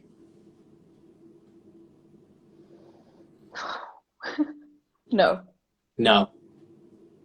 No, because the reason being that my friends and family are the ones that have given me the confidence. Once I've started something, they've been the ones that have like been my pillar and encouraged me to keep going. They're like, don't worry, you're doing amazing. And I think if I didn't have that, genuinely, I would have been like, oh, this is bullshit. Like, I wouldn't have continued. Like, genuinely, I don't know what I would have done, to be honest. So if I didn't have friends and family, then it's confusing. Like, what would you do if you don't have anyone around you? I mean, hey, you gotta think What's about the that. best answer you've gotten, by the way, in this? I'm curious. Lots of people have said no. I'd say like about 80 to 85% of people have said no. Only 2 people have said yes, because they have said that they haven't had the support of their family, they haven't had the support of their friends, they've suffered lots of setbacks, and they're still continuing to do what they love to do because they've tried other things and it doesn't make them happy. So this is where they are, which I do think, like, in your way, I think your family is very understanding, and you have a very supportive friend group. But you've gone through stuff in regards to where you talk about it on your podcast, like about 48 jobs said no to you in your interview phase, or you just didn't get to the next phase, and you've had negative experiences in dance, and I'm sure through being in the digital space, but you're persevering and you're continuing to do what you're doing. But yeah, I find it interesting always, where it's interesting that being creative, the main things that we need are support and confidence. And if you take those things away, you have a very, very rocky foundation. Yeah. Which Yeah, go There's ahead. very few people in the world, I think, who have the courage to keep going, even when they don't have any support. Yeah. You think of like those pioneers, like the crazy people back in the day who like invented all these laws of like, I don't know, like relativity and all this stuff. Oh my God, I should know more physics than this. But people didn't believe them at the time. They were Yeah. like, you're crazy. This is not real. Like the world is obviously flat. But you know what? Like I know for a fact that I am very, very self-critical. And when you're a creative, you are making something that doesn't exist. It's coming out of nowhere. Obviously, you're taking inspiration from places, but when you create something that doesn't exist, you're going to be like, well, how is this? Like, what does this mean? Like, what? It's confusing, you know? You're just like, is this going to be perceived well? Yeah. And I'm definitely someone who's very afraid of like what people think and stuff. And you say like, I'm very fortunate. I've had like such a good pillar of support from mainly from family, but also from incredible friends. But I've also cultivated friendships that I know are going to benefit, like are going to support me. So I've sort of like slowly kind of gone away from people who don't, and you can tell people who are kind of bitching behind your back. Like it's kind of obvious. Yeah. Not always, but I can tell because I think maybe sometimes I'm a bit paranoid and I feel like everyone hates me when it's not the case. But I think, yeah, it's also a choice, like who you want to surround yourself with and who you want kind of giving you that energy constantly. And usually it's people who aren't in your lane that support you the most because they're like, whoa, like you're so cool. Yeah. And because it's so alien to them that they're just like, I don't care about it, but like, do you kind of thing? So yeah. Let's touch up. Oh my God, I wanted to ask you about your South Asian experience, and then I really wanted to talk about your valuable ally empathy versus sympathy episode. Yeah, Oh, go on. I've got some more time. I can are you stay for another sure? 15 minutes. Yeah, yeah. Yeah, then I need to do games. If you're sitting for 15 minutes, I need to do games. Ah, okay, fine. No, let's talk about one more thing and then we can do games. I'm just stalling here. I don't want to do games. You have to Stop. do games. You're not allowed to leave without the game section. Okay? Fine. I can't You believe you have made to me do. sing like Shakira. What the hell? Okay, so you have the following choices, and you can only select one. We can touch up on racism and kind of expanding on your episode, which is becoming a valuable ally, which I was very, very intrigued by, and I told you this was a happy episode when I messaged you earlier today. Or you can reply to how do you deal with the negativity, be it from your work, be it from just scrolling, be it from body shaming, be it from in class, to comparing colorism, whatever, entertainment industry, outside of entertainment industry. Or we can talk about the South Asian experience, which you talked about in your second or third episode. And has that changed for you at all? Okay. Maybe between the first two. Okay, well, Um, choose any. what do you think will be more interesting? You decide. It's your Well, we've questions. kind of spoken about negativity already, haven't we? Yes. Should we discuss allyship? Yeah. Let's do Chalo. it. Chalo. So, Chalo. I have to read this question because I think like just my point. So you did a episode which happened last year after the powerful movements that arose in from the structure that was based there by Black Lives Matter, and you guys talked about that, plus being South Asian, being an ally. You talked about what's the word? Oh my God. Performative Performative. Yeah. performative support versus like actual support, what work you can do. You guys also talk about like links and how to educate yourself, how to reach out to people. My following questions are: does one need to go through things to be able to relate to it? So it boils down to sympathy versus empathy. And you also said that you had opposite reviews. There was a guy who reached out to you in regards to Kashmir, and you guys made a beautiful point, but I would say that you, me, Fazana, and like a couple of the other girls had a meeting, a catch up last year. And I would be one of those people that championed for the fact that every South Asian person who has a specific amount of following, I was challenging some of those people that I knew personally, because I was like, it's great that you're standing up for such a movement, but what about the things that are close to our home? I've never seen anything.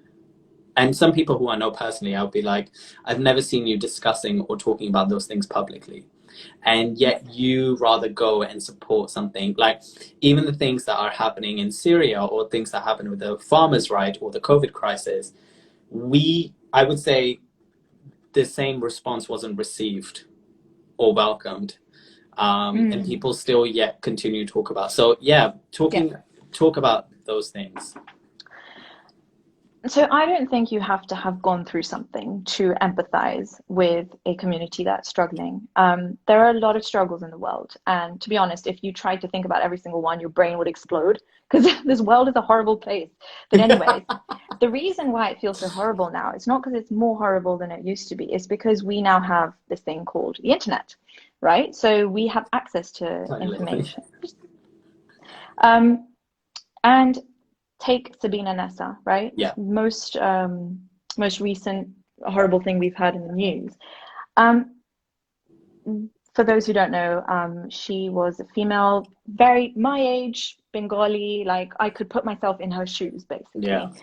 Walking around about 8:30 in a park, and her body was found like 2 days later or something. It's horrific and like literally sends chills down my spine. But we are so desensitized, right, as well, when we read these things, because you're just like, oh, it's awful. And then you move on to like watching Netflix and having dinner as if nothing happened the next second. So that for me hit home extra hard, because I was like, that could have been me. I can see myself in her. And I illustrated her as well, because I was I don't know, it was something, right? It really got me. But it doesn't mean that like Sarah Everard's story was like any less horrific. Maybe it wasn't as relatable for me, but again, it was relatable in the sense that she's a female and I'm a female, and you know, so there's layers to it. I think you can always empathize, you can always raise awareness. No awareness is too much awareness. During like last year, VLM, I have very weird feelings about how I behaved last year. And because I chose to share a lot and I chose to post a lot, and, you know, I was really passionate, and it was because I am an empath and I care, and I'm like, oh my God, like this is affecting this community. Oh my God, like it's human beings that are being hurt. Yeah. But I think statistically, when you think about the problems happening in the world, like there are definitely other things as well that are happening on a very large scale that you don't hear about in the news, that don't get circulated, such as the issues in Myanmar, for example, or the Uyghur Muslims in China who were getting sent to concentration camps. These were some of the few, or the farmers' protests. Like so many things have happened in the last year. It is performative, like 1,000,000% performative. I was performative. I did it, and I was like, but I don't even have very many Black friends. I've got some Black friends at work, but it's just like I can't relate, right? And I messaged them all, and I was like, "How are you doing?" It. I was just like, "What do I do? I feel so like fake." But I felt like at the time it was necessary to do that fake, showy thing, because it shows that we are there. Like, okay, we don't talk about it every single day. You know, my personal page is not about talking about political issues, because I mean I also got unfollowed like left, right and center after that, which is fine, but it's like obviously people were probably like, what the hell. But you know what, it's a personal choice, and in that episode we also discussed like we had differing opinions, so one of us had shared more, the other hadn't. What's most important is how you're behaving in your vicinity, like around your parents, the conversations you're having with them, with your family, with your friends, the kind of debates you're having. When something is racist or wrong, you call them out. Those are the things that are important. What is seen on social media is just performative. Like, yes, if you have a page of, I don't know, 1,000,000 followers or something, and you're sharing this, I think you do have I don't know if you have a responsibility, but it will definitely make a big impact if you talk about these issues, because people will feel seen and heard. Yeah. Excuse me. And also people who don't know about it will hear about it. So, yeah, I think it's a personal choice, but ultimately it's about being a better human being inside. And I mean, I was racist when I was growing up. We all are with Desi. Like, Yeah. which Desi isn't racist growing up? Like, that's all we know. Yeah. But now I'm just like, yeah, I'm trying to be better every single day, and I'm probably not perfect, but we're getting there. And on that note, we're gonna play games. Oh, Sorry, I burped. no, it's so fine. It's delicious. I was here for it. Ew. We are into the game section. Oh, that was such a beautiful place to end, and it's such a weird thing to switch to this, but we're gonna switch to it. The games are called Sip a Chai or Play with Rye. So you sip your chai if you don't want to answer, but you play with Rye if you want to answer. Guess what I have in my mug? Nothing. It's bunny. I have cha. Okay, this is easy. Quickly, rapid fire round. Okay, ready? Go. If you were a movie, what would the title of that movie be? Little Brown Girl in a Confused World. In a confused world. That's a long title. What would the storyline be? Little brown girl feels very confused all the time, thinks she's very mediocre, still tries to do stuff and still cares about people and just wants to be happy. You sound like, Mean Girls. Oh my god, yeah. That's where I got it. I just want to eat cake. What was it? Just want everyone to just get smiles and cupcakes and just be happy. Who would star in Little Brown Girl? My mum and dad, for sure. Okay. Me, a dog. Like, I love dogs. Probably you. Probably Devani. Anissa, Hamim, Trish. Probably Anissa, Hamim. Yeah, everyone. Yeah. Bring them all. Okay. Part of my life. No star, yeah? No star. Okay. What would the title song be of this movie? Ready? In 4, 3, 2, 1, sing it. Mera dil pagal ho raha hai. I don't know, it'd be some kind of English Hindi fusion, like, I'm feeling so exotic, like Priyanka Chopra's. Oh, I'm getting down, I'm so excited. Or like, in my city, but I'd be like, in my feelings. Okay, cool. What would the dance/hook step be? Go. 4, 3, 2, 1. I'm here for it. Because I've watched too much TikTok. I don't know. If you were a dance pose or a hook step, what would you be?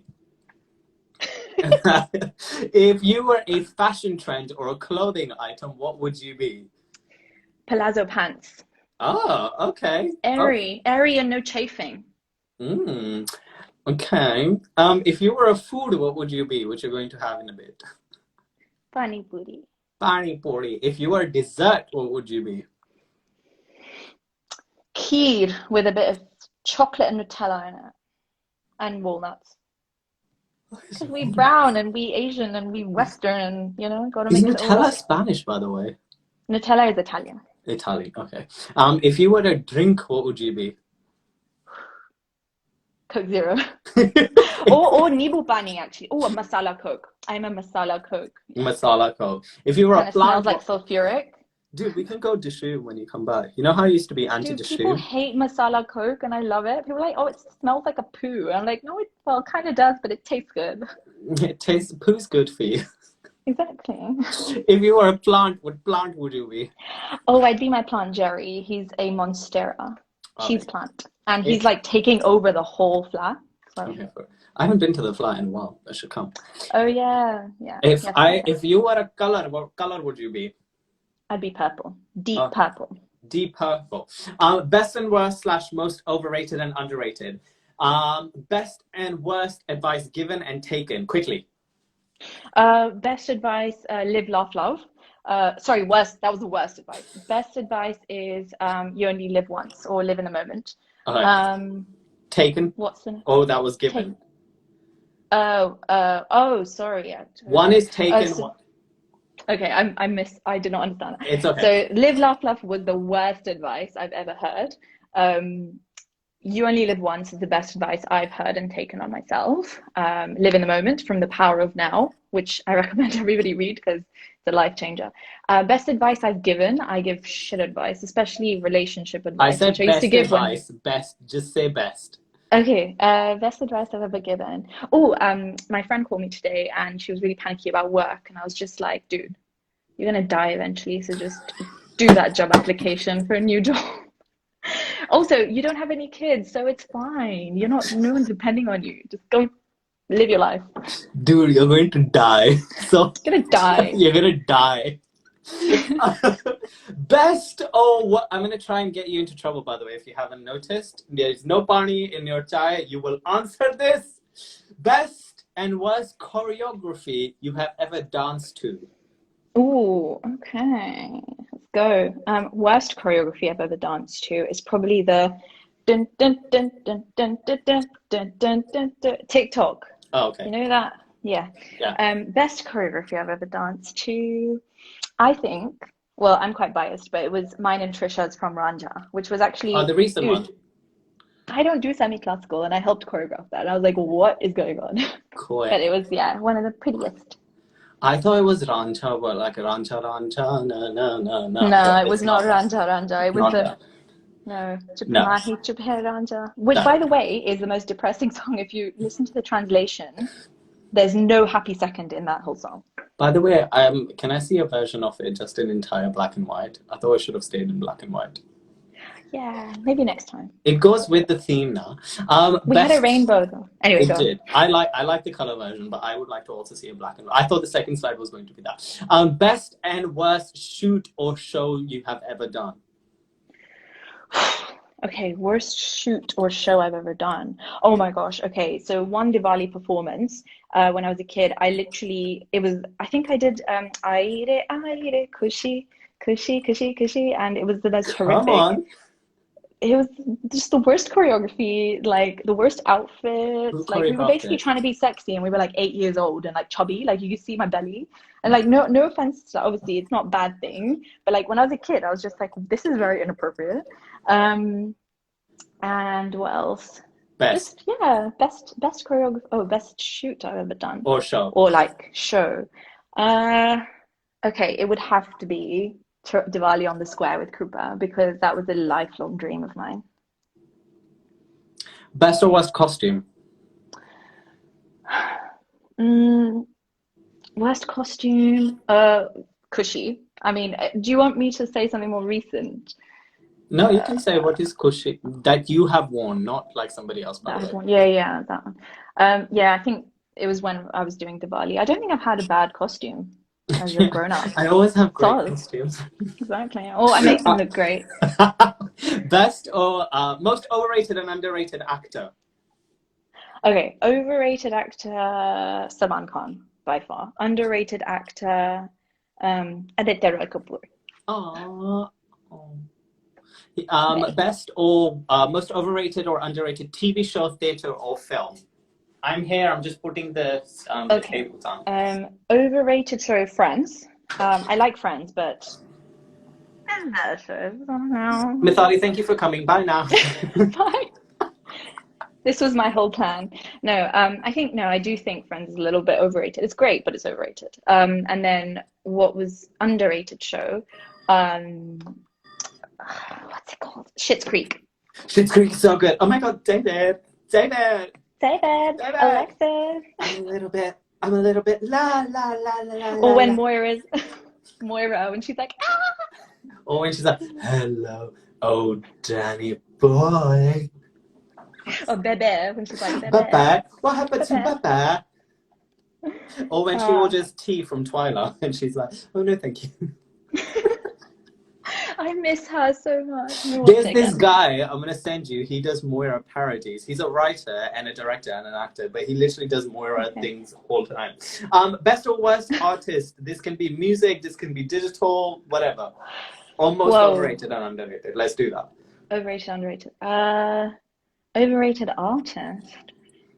That's really hard. There's several. I'll say Melvin Lewis, just because I've heard too much shit about him.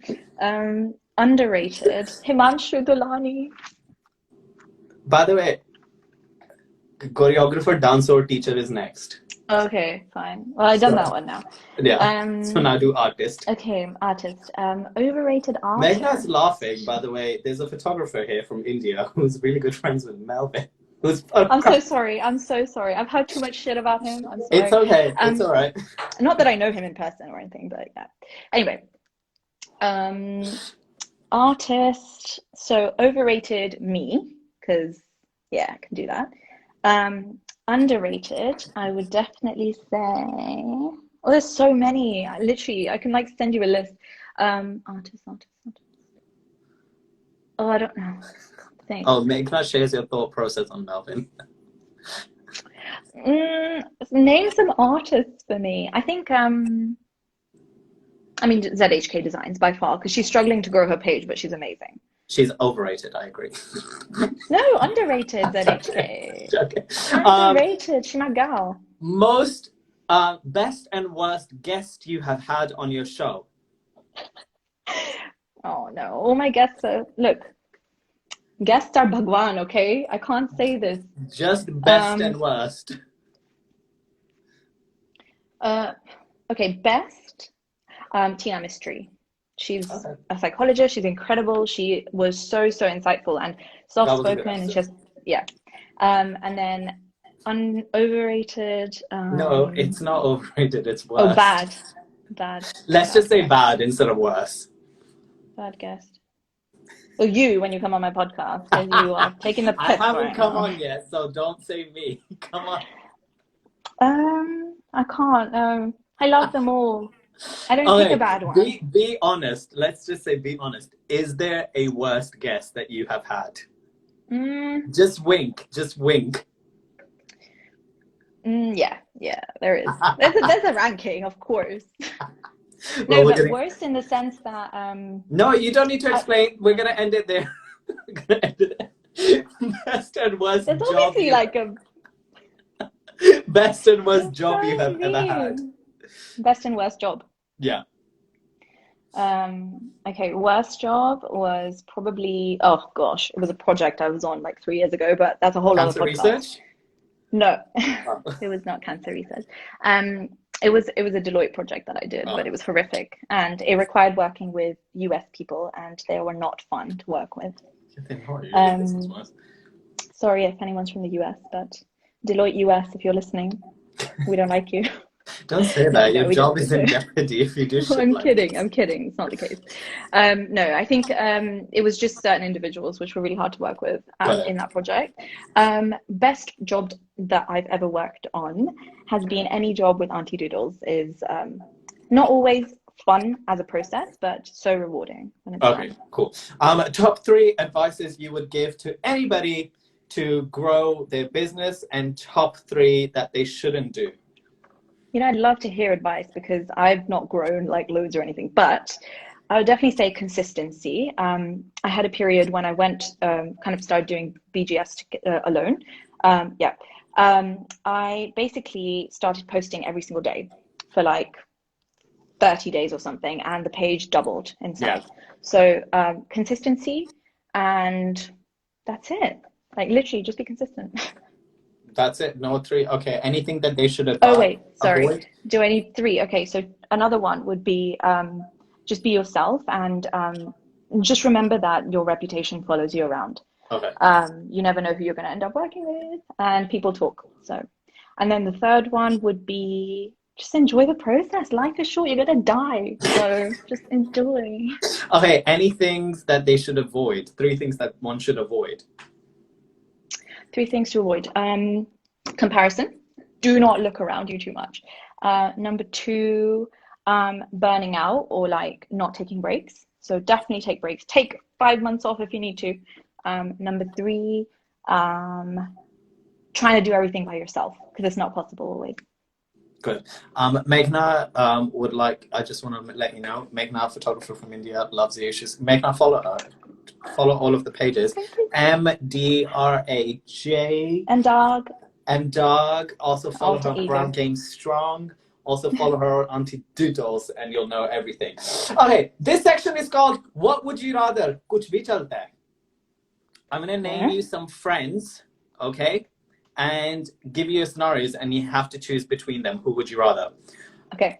Who would you rather go on a all-year, all-inclusive VIP Sindhi Association supported tour around the world selling laddus? Anisa or Hamim? Anisa. Hamim's so annoying. Love you, Hamim, but you're annoying. Remember the next names.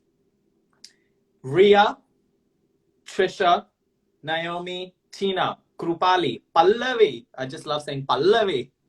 What are you going to make me do? Diksha, Gauri, Asha, Aisha, Tanvi, Shaz, Ranu, Dinusha. Out of all of these, who are the 3 people you would choose to write a book on how to date and what red flags to avoid? 3. Okay, I'm going to do... okay. Do I need to shout the names again? Are you okay? Danusha. I'll say Danusha. I will say Ria. Ria. She's got an eclectic life. And what does that mean? I think it's just a fun life. Okay. Like, I would write a book she's on about holiday right now, living it up. Exactly. She's like, who else? Who else? Who else did you say? You got Trish, you got Naomi, you got Tina, you got Krupali, you got Pallavi, you got Diksha, you got Gauri, you got Asha, you got Aisha, you got Shaz, you got Tanvi, you got Renu. Okay, Tanvi. Tanvi. Because she's in Stanford living her best life and I want to hear about all the stories. I'm here for that. Stanford, wow, I'm here for it. Yeah. All right. Collabs edition. Rank these in order from best to worst. You have collaborated with Gauri, Trisha twice, Aisha. Twice? Oh, yeah. Okay. Aisha multiple times. I'd say twice as well, but like, let's just count. Govind, Devani. You did the Chashma, Nikita, and then mine. Wait, which one with Nikita? The reel that you recently posted. Okay. Yeah. So out of those, wait, let's just count Aisha and Trisha as one, just for now. Okay. You've got 1, 2, 3, 4, 5, 6, 7, 8, 9. 9 collabs. Okay. Rank them from best to worst. Why would you do this to me? From top to bottom. Who's at the top? Let's go from the bottom. Or should we go from the top? Let's go from the top. There's no bottoms. Can I have like maybe 2 or 3 that I clumped together? Yeah, that's fine. But they'll be at the bottom anyway. So let's go from the top. Which one's at the top? Remember. Can I say my favorites? That's it. Can I just name 3 favorites? Because then the rest I'm just going to say they're shit. Okay, you can assume that. Let me name 3 favorites. No, let's go from the top. Gauri, Trish, Aisha, Govind, Devani, me, just Jashma, Nikita. Okay. I would say Aisha at the top first. Yeah. Igdodin hit 10 million views, which is like fucking insane. I hope she's made money from that. But not that we're about the numbers, but that was really fun. And the skirts but that's the first thing you say, you hypocrite. Yeah, I mean, obviously 10 million, dude. But also the skirts were the coolest things I've ever worn. So just for that, mainly. I would say my second one was Govind. Loved the outfits again. I think I keep thinking of like the aesthetic. Yeah. So yeah, the one with Govind. Loved the one with Gauri. That was probably that one, and Trisha's one with similar. So Gauri and Trisha's one with the semi-classical ones that we did. And then what was left? Devani's just Chashma, Devani, Nikita, mine. Oh yeah, okay. So Devani, and then yours, and then Nikita's, which was just like a reel, and then Chashma was like a big thing anyway. So Chashma's at the bottom. That means everybody on the bottom is shit. You guys, yeah, so guys, you suck. Step up your game. Okay, next. Not true. This is a long list of people because I tried to stalk your friends on Instagram and there's a lot of people on there. So I don't know who's your best friends other than the people that, you know. I thought Rai was getting to do a Bharatanatyam step. Go on, do some Bharatanatyam. I mean, that's all I know. Or like this. Pataka? What is it? Three Pataka. What about this one? Alala. Oh, I struggle. I can't, like, my Bharatanatyam is all over the place right now. Just let it go.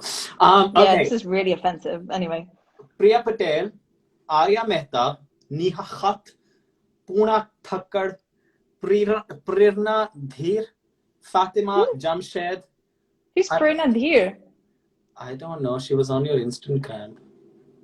Prerna Kamlani. Well, maybe that's a married name. Okay. Fatima, Arancha, Shivani. Out of all of those, who would you spend a day from 9 a.m. till 10 p.m. binge eating, binge watching Netflix, then followed by a night of full raving till 7 a.m. the next day?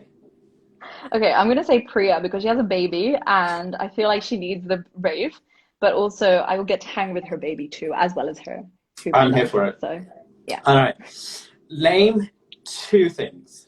Out of which of the teachers and the people who have choreographed on you would you not like to have on the show Brown Game Strong and do a digital illustration of? And out of you.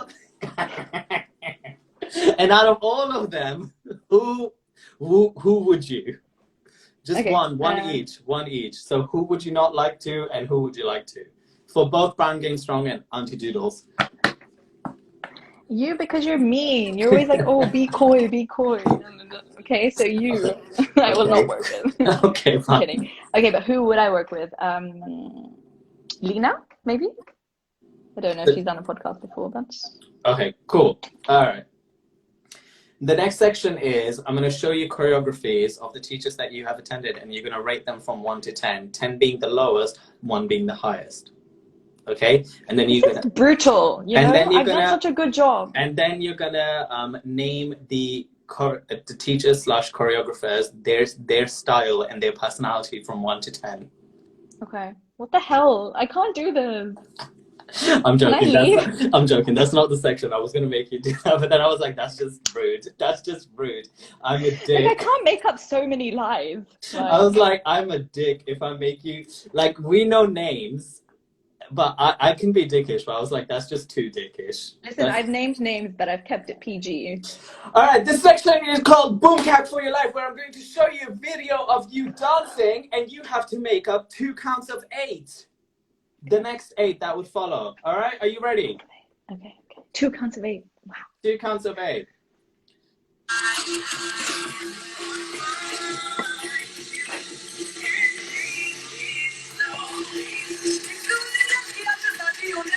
Do you have to do it now? Mitali is there. There's Mitali in the orange. Okay, you have just finished doing a 1, 2. Okay. Do I have to stand up? Yeah. Oh my God. Can I just do it sitting down, please? Daldina.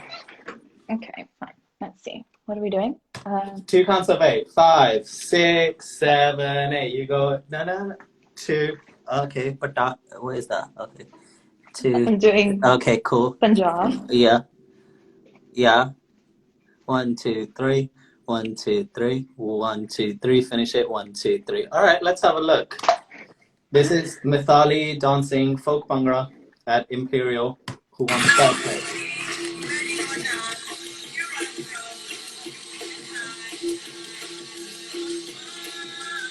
That's Mitali coming to the forward.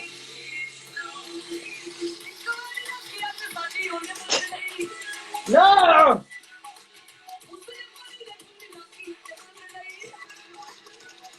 I can't do bhangra anymore.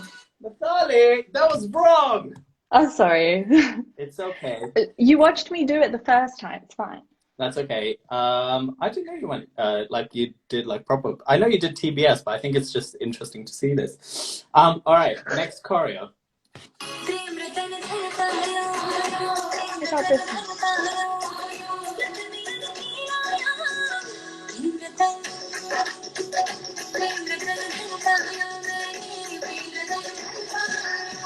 Oh, I love this one. Okay. 1, 2, yeah, 1. Okay, so.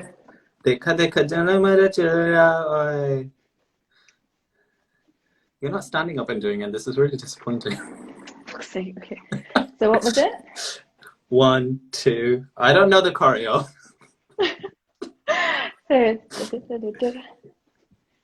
And then 5, 6, I'm just making 7, 8. You got one more count of 8 to do. Okay. That's 1, 2, 3, 4, 5, 6, 7, 8. 1, 2, 3, 4. Okay.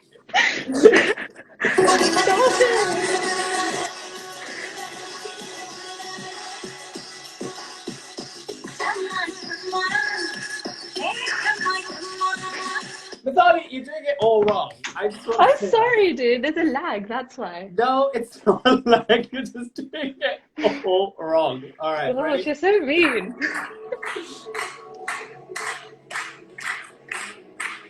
It was my first class ever.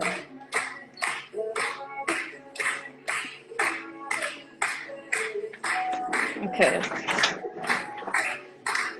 Okay. 1, 2, 3, 4, 5, 6, 7, 8. You love this, don't you? Love this. Love a bit of this. It's easy. That's Okay. why. I wanted 2 counts, but I'll give you that. Let's have a look. Yay. Oh, it is that! You got one right!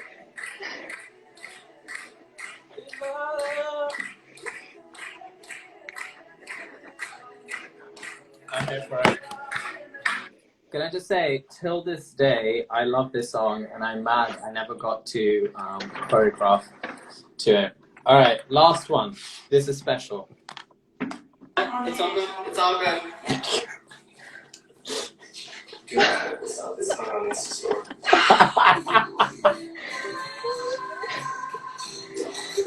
That's me and Rai, by the way. Don't fuck yourself. Think of food. This is why I don't like you teaching. Think of food.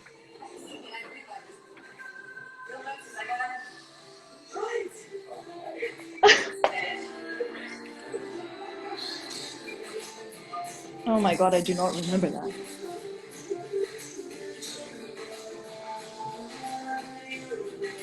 Oh, this is so awkward, this whole... Alright, go. You're horrific. You were like, think of food. Think of something you love. It's not my fault you can't make a koi-loving face. Okay? Yeah? Make me do like a twerk on the floor, then I'll do it. Come on, next count of 8. What is the next count of 8? Okay, so let's go. Not your famous step? Okay, we're doing that now. So it's... Alright, I'm here for it.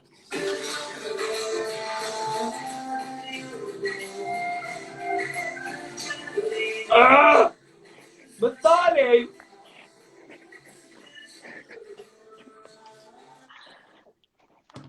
I'm not here for it. Because you're being so mean that I have to like ruin it for you. And your last video.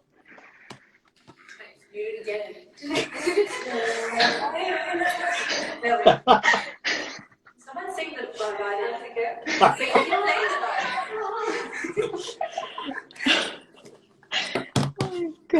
I just wanted to show you that video because I found it whilst I was scrolling through bloopers. But well done, Mitali. That concludes the activity. I do have another activity round, but I'm gonna let you go unless you want to freestyle. And I love making people freestyle. You know that as well. I got 2 more questions to ask before you go. And are you ready for it? I'm ready.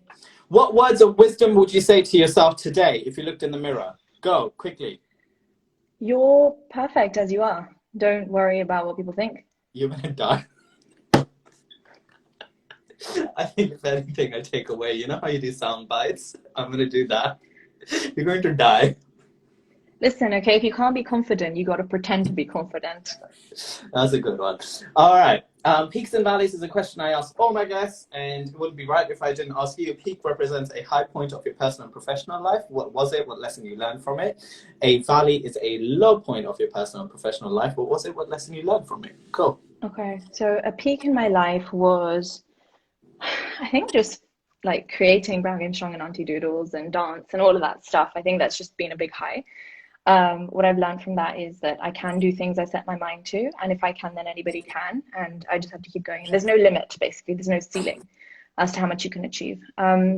My trough or valley was during my uni course. I was terrible, freaking terrible at my degree, and I went from basically being like a super nerdy kid in school to like not doing very well in uni and like struggling with it mentally. What I learned from that is that you can overcome anything if you persevere, if that's what you want to do. But if you want to quit at the right time, then quit at the right time, and you're not a loser either. What did you get? 2-1? I didn't quit. But what did you get? 2-1 first? What? We don't disclose this information. I got a distinction. Thank you very much. I didn't, but yeah, I think that's what I learned. All right. What does the future hold? What's new for you? What, you know, if I haven't said this before, people go follow Dog, Aunty Doodles, Brown Game Strong. Go listen to Brown Game Strong. Get your life. yeah, definitely check out Brown Game Strong and Aunty Doodles. I don't do much on my personal page, so you don't have to follow that. But what was the question? What does the future hold? Oh, I have some exciting guests on the horizon and people that I want to bring on that no one would have ever imagined. So hopefully that will happen in the next couple of years. And monetizing, starting to monetize a substantial amount from the side hustles would be amazing. And someone just asked my fave music artist. I really like Arjun Kanungo just because he's very cute. But other than that, I don't know. Okay. Atif Aslam? Okay. Your semi-last question before I let you go. You have a beautiful question which you ask everybody on your podcast, Brown Game Strong. And I would like to ask that of you out of respect. What do you think is your strength in being brown? So you're Brown Game Strong. And what do you think you could work harder or improve on to be stronger for your brown game? Firstly, you've shown no respect during these rapid fire questions, so I don't know where this is coming from, but I have strong game in. Firstly, if I didn't show respect to you, I would do the whole like 1 to 8 talent, like everything, okay? And I have more incriminating data in like from your birthday. I have incriminating data. Oh gosh, I'm so glad there's not enough time for that. But no, thank you firstly for just having me on. I think it's been lovely. But yeah, I think I have strong game in. I would say I care about individuals. I don't like people, but I like individuals. You know, I like DNCs. But yeah, I also hate people overall when they're being really crap, like when they're stealing petrol and stuff. But I think I also have strong game in just persevering and, you know, pushing past the fear. I have a lot of fears, like all the time. My brain is always hammering at me, telling me I'm not good enough, and just kind of pushing past that every day. Sometimes I don't manage, and I succumb to it. That's okay. And yeah, that's it. Something I could be better in, which I also are, discipline and time management. It's probably my biggest problem. How did you get this job at Deloitte? I mean, no, I basically, I'm very lastmin.com. So yeah. I'm a machine 2 days before a deadline. So I'm actually really, really good at my job, just very late in the game sometimes. And since the show is called Chai with Rai, what is your favorite type of chai? Pani. Just pani? No, my favorite chai is adrak wali masala chai with lots of cardamom and cinnamon and black pepper. Sab kuch, you know, just stick it all in. Rose water. I'm here for it. Yeah. Well, the most masala-ist you could make it. Okay. That doesn't make sense, but yeah, you get me. What's yours? Mitali, this is my show, okay? But like I said, I usually do adrak chai, but I will recently come into this little cha, and then I'm here for it. Yeah. Lovely. Mitali, thank you so much for joining me. It has been so much fun. I know we could have done more of a deep, meaningful conversation, but we've chatted for 2 hours, and usually our chats in person are, I feel like, longer because we meet and like things like that. Maybe we'll do that when you come back. But thank you to everybody who has joined. Thank you to you. I will drop you a line after this, just thanking you. I always say this to every single guest. I'm just grateful. I really am grateful. People don't have to pick up. People don't have to respond. People can say no. And people don't have to give time or be open. And I'm just grateful. So thank you for anything. You don't have to say thank you back. I will message you and I'll say, please give me feedback as well. And when you come, can you come so like I can like show you the flat and like we can go get some food and we can watch Schitt's Creek and things like that. Oh my God, yeah. Reenact Mora. Thank you for having me. I'm so proud of you, Rai. I've tuned in to loads of these and you're amazing. And keep going, don't give up. Guys, the same. We're at episode 30 and I'm just so happy. Now, Mitali asked me this in the garden and I was like, until I get to episode 50, I will not rest. So don't rest. Well, how many episodes are you on, by the way? Dude, not much. I've done like 15 or 17 or something. No, I don't know. But we had a few Insta lives as well. So yeah, probably 20 total. It's not much. But you have a lot in the bank as well. Yeah. Yeah, so you're more than me, don't worry. But thank you so much, Mitali. Enjoy your food. What are you going to have? Thanks. Got khana. I don't know what mum's made, but... It'll be yummy. Find me a Sindhi. I will. Auntie Mitz is on the case already. Okay. I have my little birdies working. Don't worry. If you're a single Sindhi, if you're a single Sindhi, Sindhi single. Sindhi single. If there's an app, you can design a Sindhi single. But thank you so much. Love you. See you next week for another episode and more fun and everything like that. Bye, everybody. Bye, Mitali. Bye.